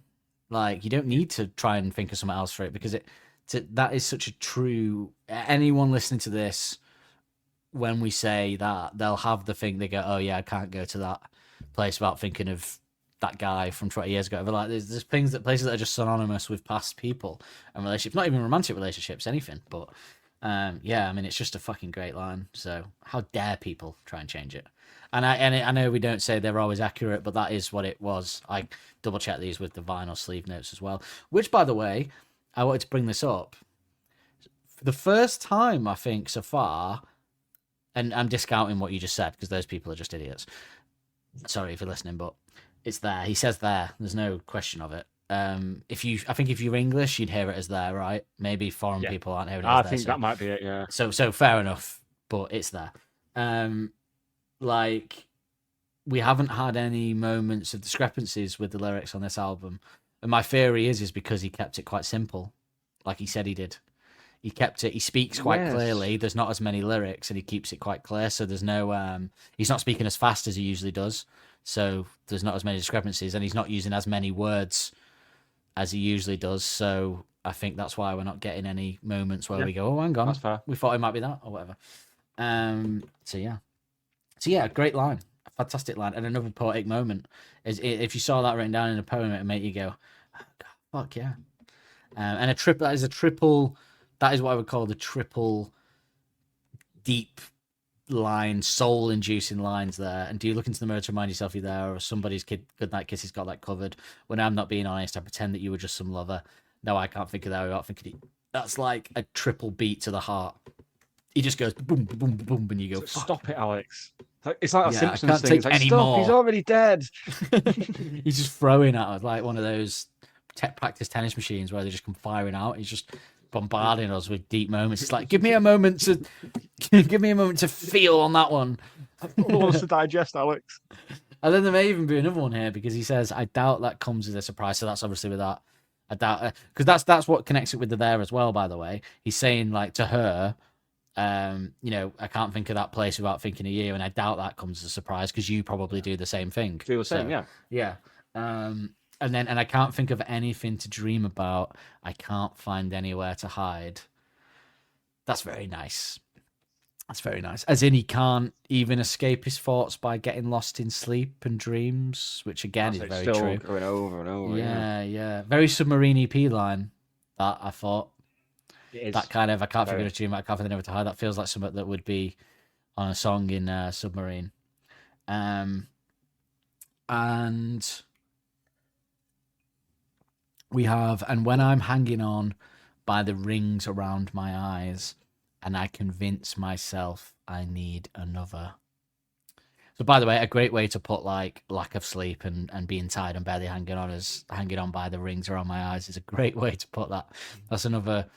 Not only that either, possibly coupled with the next bit after that.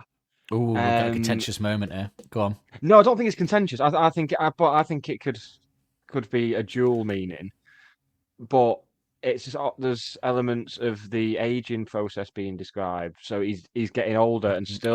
Sorry, with the next line. Sorry, I thought you meant the direct next line. Right. So the rings around his eyes in the sense of wrinkles and getting older, and then the pipe and slippers and rocking chair, which is another old person thing. When you said next line, I thought you meant the next line. Yeah, I meant the next verse, paragraph. That could easily be an aging thing as well. The rings around my eyes. Yeah, when he's hanging on.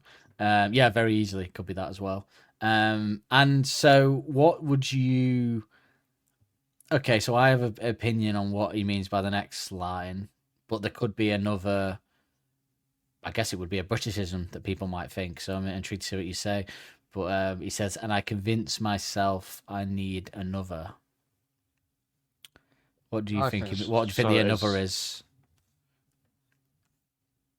I always assumed it was just meeting someone else. Like getting out there and meeting someone else. Another lover. You think, yeah. That's what I think as well. But I did see out there some people that think because the rings around the eyes, and I convinced myself I need another, which in England, having another would be having another alcoholic beverage. You know, we'd say, "Oh, I'm gonna have another." No, I'm not having that. I'm not having that either. No. But obviously that is something that we say in that very specific way. It's a good spot from people. If people have spotted that and you know, fair play to them for knowing that that's what it means and stuff like that. But no, there's been no suggestion of any drinking going on here or anything like that. I don't think this so isn't either. whatever people say. That's what I'm not, guys.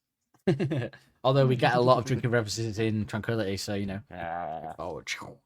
So another lover.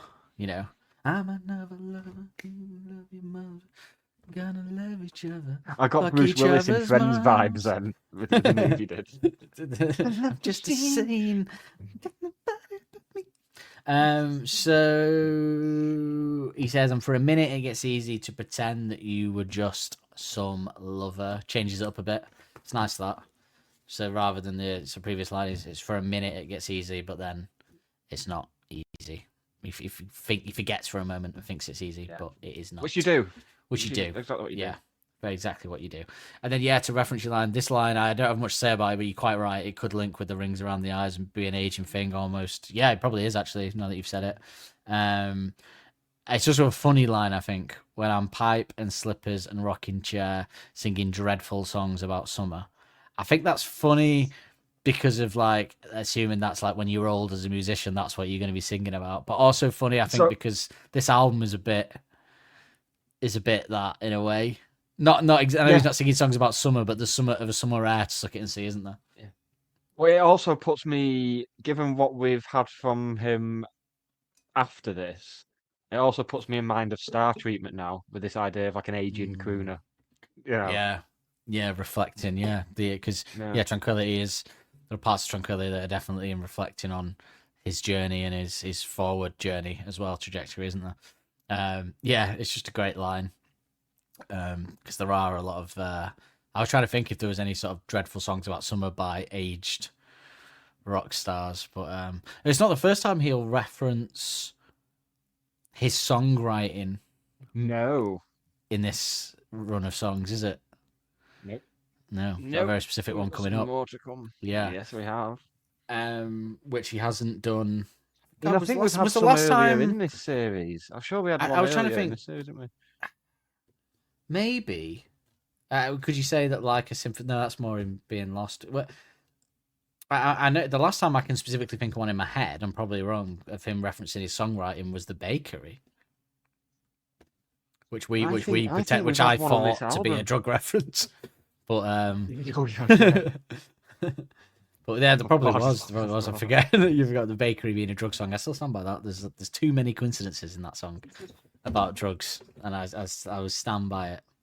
I'm just going to quickly You do that, and I'll scroll see us through the out lyrics of shallow the with album while you the crack on.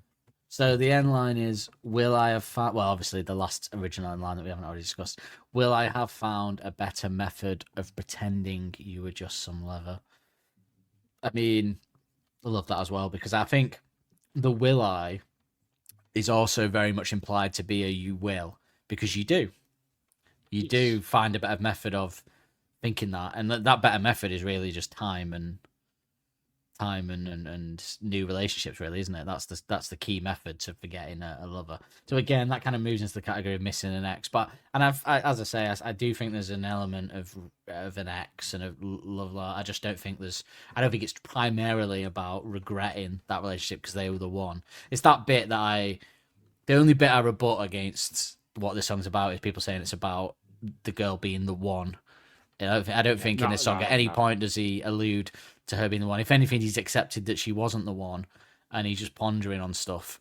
This could be is this the most kind of almost stream of consciously one before Star Treatment? It's almost stream of consciousness, but in a different way. Yeah, definitely. It's definitely similar vibes, isn't there? It feels like just a collection of thoughts that he's had in one go. Put together, but yeah, this is my favorite. Well, it's my favorite lyrical song on the album. I'm gonna make a bold claim here, and feel free to throw ones at me when I say this. But I'm gonna say it's my favorite lyrics. Why keep you saying lyrical song? My favorite set of lyrics by Alex so far. I genuinely can't think of anything better so far. Because that can be one of the things we do at the end is rate the song, like our top 5 lyrics, like the set of lyrics or something like that, our top 10. But I can't think of anything to dream about. Oh, I can't think of anything that I like more than lyrics in this, because every time I hear it in this week, I think I melt. Every time I hear it, I kind of like when you go into when you've had a long day and you might slip into a bath with some candles and stuff, and you go, I get that feeling every time it comes on. I'll have a deep bath. I slip into it. There's so much partridge. I know. I think when we're giddy and we go full mainly Partridge with radio the show. I wasn't even thinking of Partridge until I did it. Oh no, I was just because I saw cow written down. That was all it took. I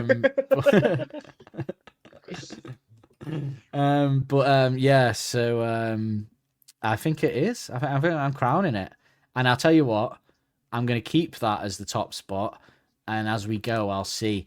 There are some possible AM contenders, and although I love Suck It and See, maybe next week I'll go, actually no, Suck It and See is my favorite set of lyrics, but I love the Suck It and See lyrics, but I don't know if it's in the same way. We'll see next week. Let's see what happens. Well, in that discussion about the best lyrical song, seeing as that's a phrase we're now using, I would like to put forward number 1 Party Anthem, and I have the feeling that when we get to it, I will be holding that right up there. Well, I've always had. But it's great in a different way.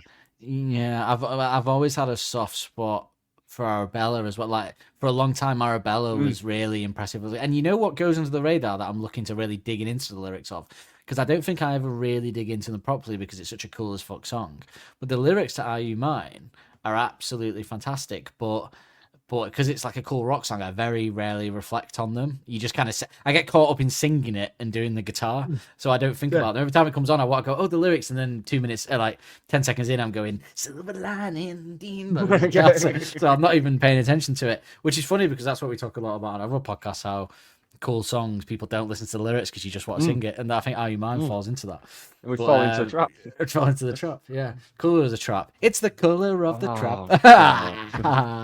Is that the tune of that song? No, it's not. I can't remember the tune of that fucking song. You're thinking of our leader of the pack.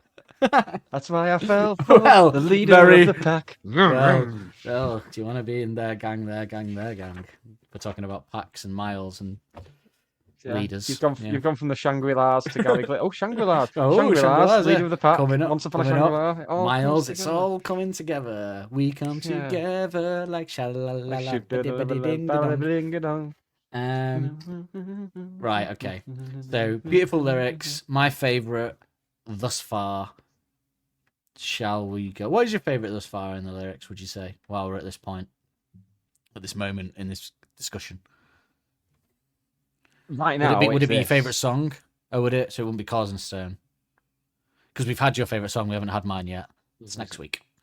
Well, no, we've had my second favourite song, haven't we? Oh yeah, sorry, that's changed. I apologise. It was your favourite when we started this venture. Yeah, but in terms of so far, I think this is the best collection of lyrics. But the next 2 weeks are going to give it a run for its money. Yeah. Okay. Yeah, I'm concerned that I'm saying this now, and then when I sit down to do my notes for next week, I'm gonna go, oh no, yeah, these are my favourite. I mean, I might just be caught up in the emotion of this song. So there's 2 songs that I was convinced were my favourite on this album, but I don't think they're gonna. I think they're gonna get bumped down. Yeah. No, you know what? Put a pin it till next week because I've just started to remember. I feel like I've got really caught up and giddy on this song today, and I've said something really now. Have. Well, no, but actually, no. This far, I'm still right. It is my favourite lyrics this far. But me saying, is that going to change? No, I did say at the start. No, but I did say at the start of the podcast that this Suck It is my favourite song on this album. But Love's Laserquest is my favourite lyrical song on this album. But I feel like next week I'm going to retract that because I've just remembered that. The last line of next week's song is my favourite Arctic Monkeys lyric of all time. Yes. So yeah. So you can all say big things, Dan. Yeah. Okay. Yeah. It's the big beat manifesto. Do big beats. Get high all the time. So shall we? So yeah, put a pin on that. But shall we? So I can reflect on that in a moment of sadness. Shall we go to Mr. John F. Kennedy for a bit of talk? Why wouldn't you have the roof up? President. Too much to discuss over a bucket of balls. Lover's the Laserquest is the next song, and it has.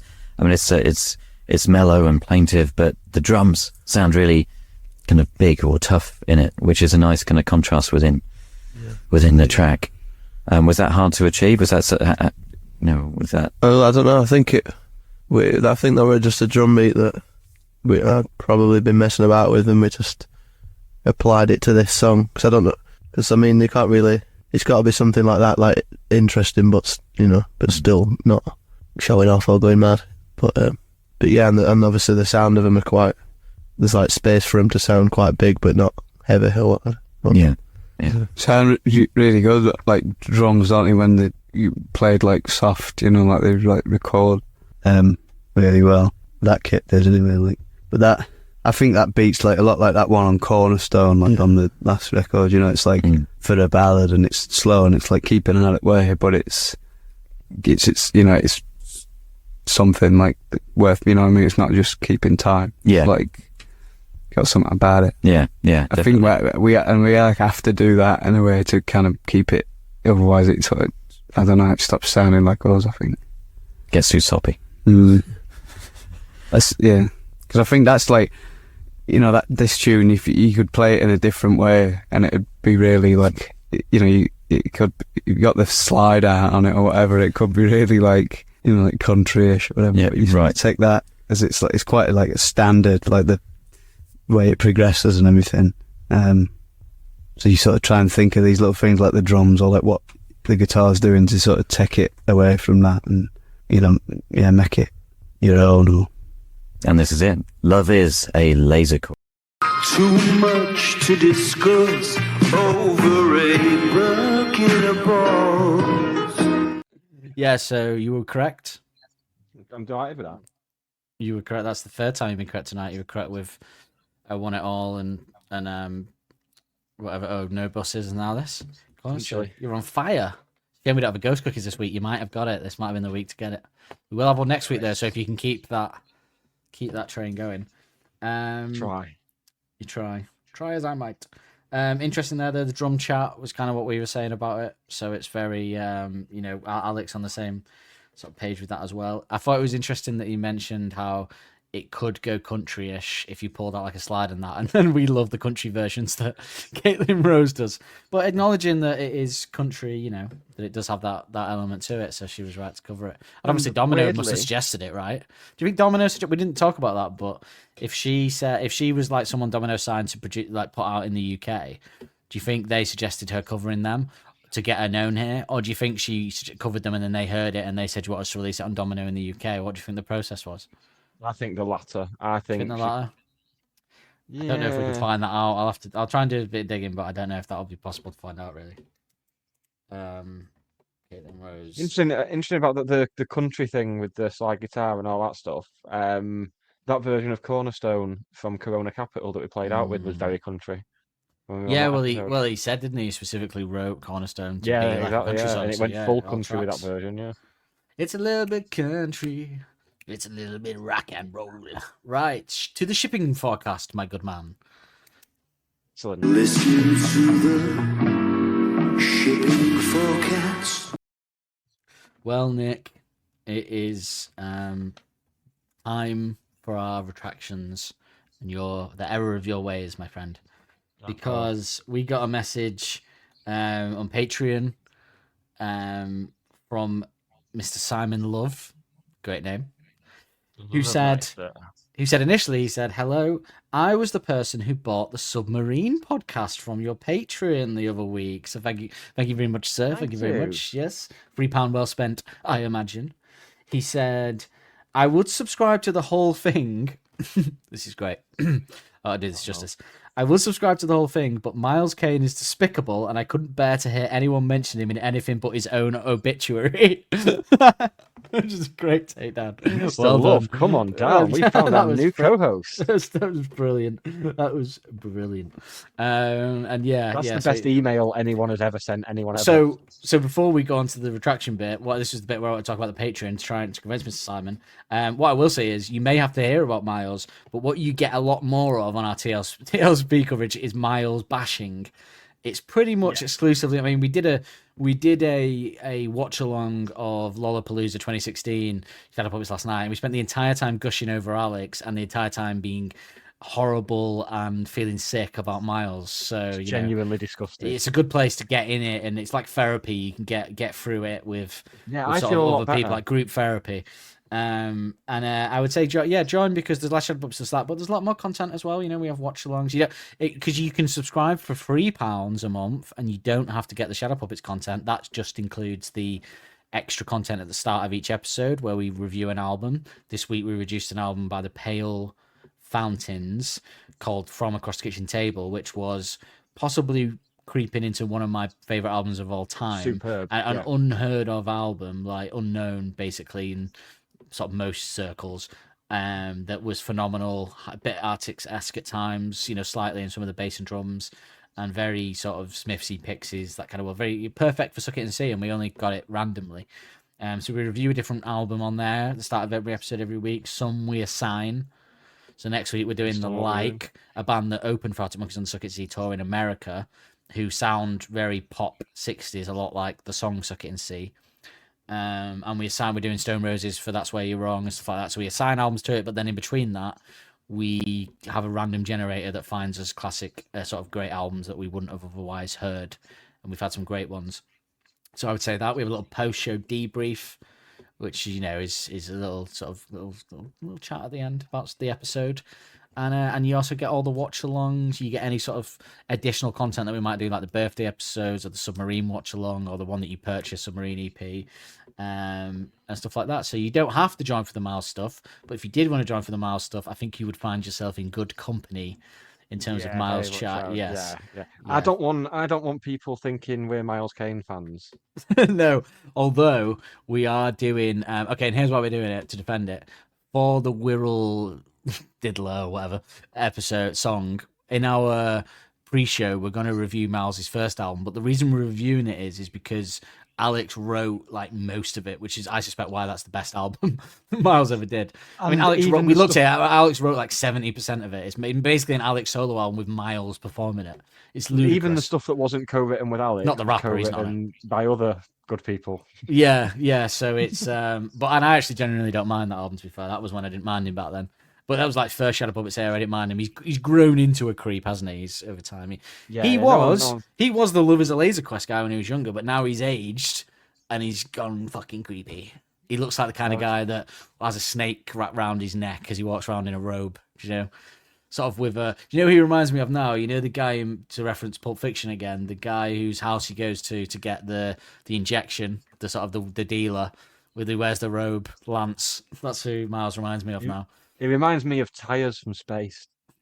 Just this, No, just this that's too. He creepy, doesn't unsettling deserve that. presence. He doesn't deserve that. You So yeah, got join the us. people. Join us either £3 a month and get everything else but Miles, or join us for £5 and join in on things that are very much in the same vein as what you described Miles as there in your We message. don't like him. But that isn't where Simon stopped in his message, because he said, anyway, love the pod. Thank you. But the photos of Alex and Jamie you were talking about, which you sent to me, Nick, remember? Oh God! Photos of Alex and Jamie from last week no. are actually from 2022. And if you sent us a link to that post put out there in 2022 by World Fan, so all that speculation that we did, that you sent me, and all the research you did were absolutely pointless. Because if anything, it's when they were touring for the car or right in the car or something. So I spent 4 minutes on Google Maps. we spent a whole shipping podcast talking about it, so it's embarrassing. Masturbated. So, I mean, I did, to be honest, when I saw the picture. But so you're going to apologise to me? yeah, everyone else? I'm sorry. Yeah, I'm sorry for. This is just a small step on the journey as I aim to become the man I know I can be. Yeah. So thanks for pointing it out, Simon Yeah, thank you. Laveau. Sorry that you left me. No, he goes Christian Laveau, and then he goes, sorry that you left me, Christian Laveau. Anyway, another Partridge reference for any Partridge fans out there. You're getting a lot tonight. I know we have at least one person that loves Partridge that listens to this. Thank God. Miss Matthew, guest appearance on the show, indeed. Matthew Higgins. Matthew Higgins, yes, the Higgins with Higgy. What's up, my Higgers? Oh God, higgledy-piggledy.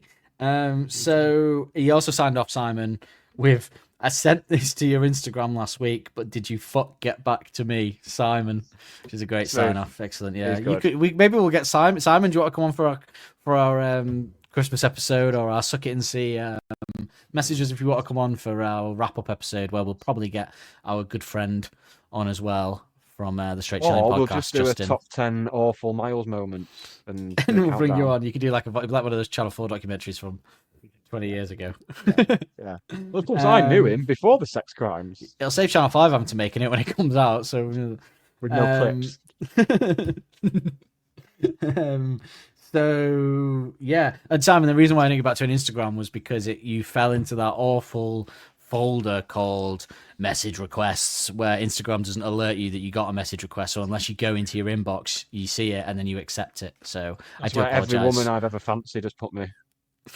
That's where every woman that doesn't exist goes on my Instagram, because I go on it and it goes, "Hi, I want you to join this sex forum." And you know what? Because I've got a girlfriend, I don't click on it. But if I was single, I'd definitely go, well, how can it? What's the worst that could happen? May as well Yeah, see. May as well see if Oh. she's being honest. Oh, bank account's empty. How did that happen? Yeah. Okay. There we go. And one thing for the shipping podcast as well is that you saw something on Mr. Helder's Instagram. Yes, on his Instagram stories, there was a video filmed by, I'm presuming his wife Amanda, of him and his daughter at a Sabrina Carpenter concert, and Helders is doing some very good falsetto singing along. Very good stuff. Yeah, and loving it. Loving it. So yeah, good stuff. Good stuff. So thank you for that, Simon Immoor. That might be my favourite message we've ever had. Ooh. Yeah, that people, you need to get you people that have messaged before need to come back firing to reclaim your space. Do you want your favourite lyric? Yeah. Too busy with the mind on clever lines. This is genuinely one of the most difficult ones. Well, do you want me to go I for think. mine while you decide? Because I know. Yeah, go on. Mine is quite simply, no, I can't think of there without thinking of you, because every time I hear it, it makes my heart flutter about how accurate it is. And I love it. I don't even think it's the best line in the song, but just personally, I love it.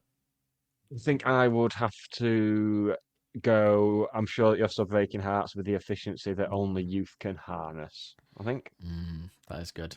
But there's so many choices in this one. There is. It's a perfect. Everything could be a It's contender. a perfect song. There's not like a. I mean, it usually is, but there's not like even like any weak, any slightly not as good lines or anything like that. It's perfect. Favorite musical moment, slightly easier perhaps. We shall see. Bad sounds in your ear that make you get up and down. Drums for me. The drums. I mean, the guitar's fucking beautiful. So, but the drums, Helders hasn't had a lot of love on this album so far.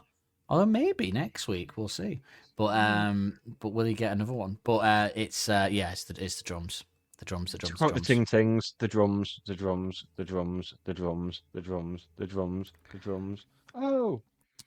Yes, and the ancient crypt that was locked until somebody says the ting tings again in a public forum is reopened, releasing the evil inside. I think it's quite impressive that I've quoted the ting tings and it's not been from That's Not My Name. It's been from their other song. I've met them.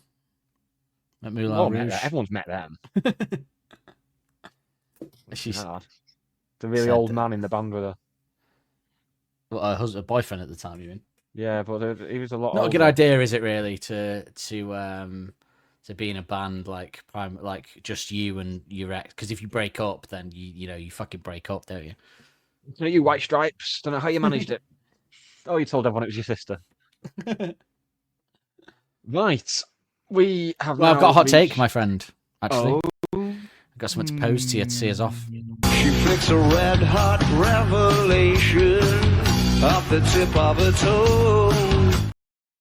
You may recall way back when we did the music part of this podcast, I said that the drum ending was potentially the best drum ending that we have had so far. Do you think, but here's the contenders that I could think of that see off a song with the drums. Do Me a Favor. Dance Little Liar. And I think that's it in this, unless there's another one on this album or one I'm forgetting. I think it's if that's the three we've got, then it's this. It's hard because it's easy to forget. Do Me a Favor is a great ending with the drums, the way it ends. That's the only one. Dance Little Liar, as much as I love it, I think I prefer this. But there is something about that Do Me a Favor with the with the way, because of the way because that another song about, well, not heartbreak. He's the heartbreaker in that, but I think my heart says this one, but I could see somebody making a good case for Do Me a Favor or Dance Little Liar. Yeah, they're all fair. Do we have more?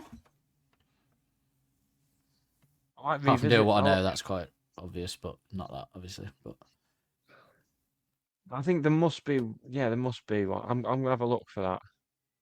do you know what my is? I Ain't Where I Think I Am. Does that end with the drums? I can't remember. But well, Yeah, I think one song on the card ends with the drums, doesn't it? I don't know. It might be Jet Ski, something like that. I don't know. But yeah, it won't be Tranquility because there's no Helder's drumming on it, is there? Apparently, and there won't be any on there. So maybe this could, unless there's one on AM, this could be. Guess we'll find out. This could be it. It could be triple. I'm gonna get thinking on that. I'll try and have an answer. But to that. I'm crowning from a personal point of view. This one is my favourite drum ending so far. I did Power Driver Waltz just ends, isn't it? So yeah, there you go. That was what I wanted to say. Well, that was Series 4, Episode 10. Love is a Laser Quest. Would you mind if I tell you something first? Do it. Do you remember I crowned Hellcat Spangled Charlotte as my favourite episode of the series, and then last week I crowned Power Driver Waltz as my new favourite of the series, but I said that could be short-lived. I am now crowning this evening as my favourite episode of this series so far. Maybe my favourite episode ever. Yeah, but I think next week's going to be good. Yeah, until next week. Put a pin in it. And then the week after, I'll be all hyped up because we've listened to the Stone Roses all week. So that's going to put. And then I've got one of my favourite songs. I've got two of my favourite songs coming up next 2 weeks anyway. But we've potentially got to announce something we want to try and do next week as well. Oh shit, intro, yeah. Haven't we? Yeah. Better get our thinking hats on with that. Better take off our mysticism and put on our thinking caps. Have a lyric line for that? Go on then.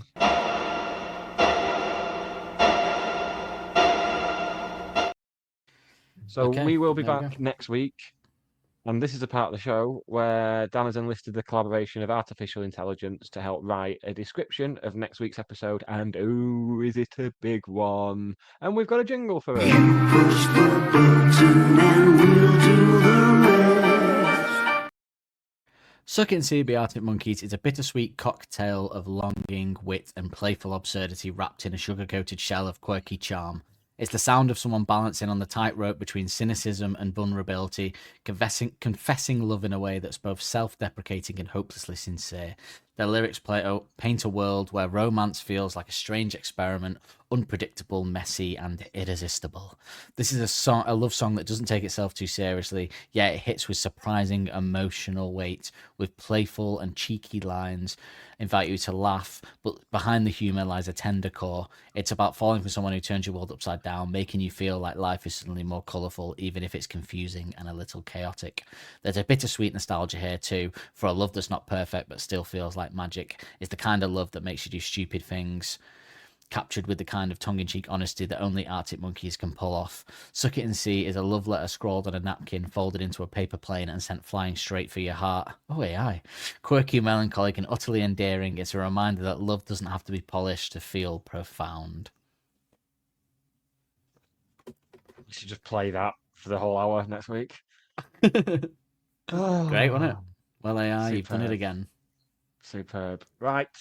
Please accept me in the New World Order. We'll think about it. And we will play you out with a fantastic acoustic version of Lovers. This is 2 weeks, 3 weeks in a row we've had an acoustic version at the end.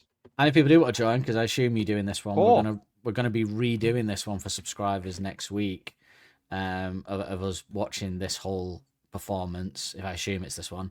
And we're going to also be doing, if you're interested, a collection of Jamie Cook interviews from the Suck It and See era, where he was his most talkative that we've ever seen, and in a very way that you don't expect if you've never seen them. So we're going to be doing that as well. So come and join us for a little while. Did I get that lyric right? I've never got that lyric right before. Do you remember that's the one that I always get? No, you got it wrong again. Oh, I never get that lyric right. No. What is it? Come and stay with us for a little while, isn't it? Yeah. Take it easy for a little while. Take Come it and stay easy with for a us. little while. Bloody hell. It's soft Right, sell. Let's play Lovers of Laserquest. Say goodbye to the nice people, Dan. Goodbye, my lovers. See you in the funny. Can I try that again? Sorry, I got caught up in James Blunt, which I hope no one's had to say before. See you in the funny pages. Bye. Do you still feel younger than you thought you would by now?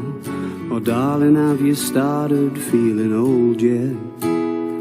Don't worry, I'm sure that you're still breaking hearts with the efficiency that only youth can harness. And do you still think love is a laser quest? Or do you take it all too seriously? I've tried to ask you this in some daydreams that I've had, but you're always busy being make-believe.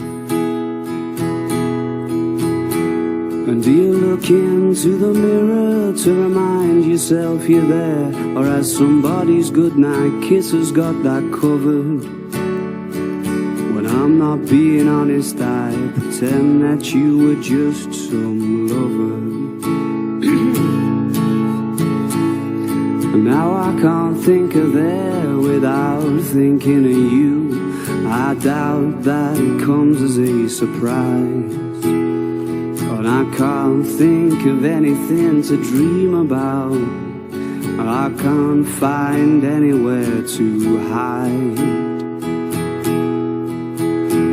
And when I'm hanging on by the rings around my eyes, and I convince myself I need another, and for a minute it gets easier to pretend that you were just some lover.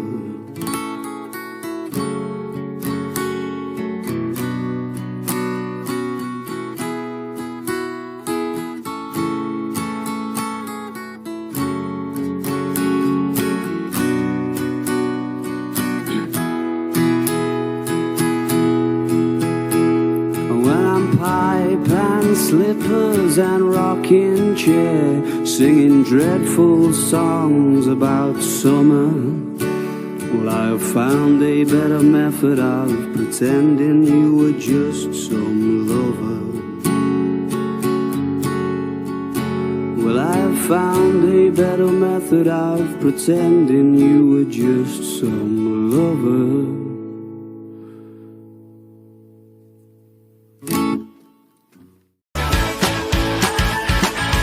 Don't Believe the Hype is hosted and produced weekly by Nick Lee and Dan Holt. The music used in the titles is royalty-free music courtesy of Les FM. Don't forget to subscribe on your podcast player of choice to be notified every Wednesday when a new episode is released. And if you want to help us out further, be sure to like and review to help make us more visible to like-minded souls. We will see you next week with more of the same.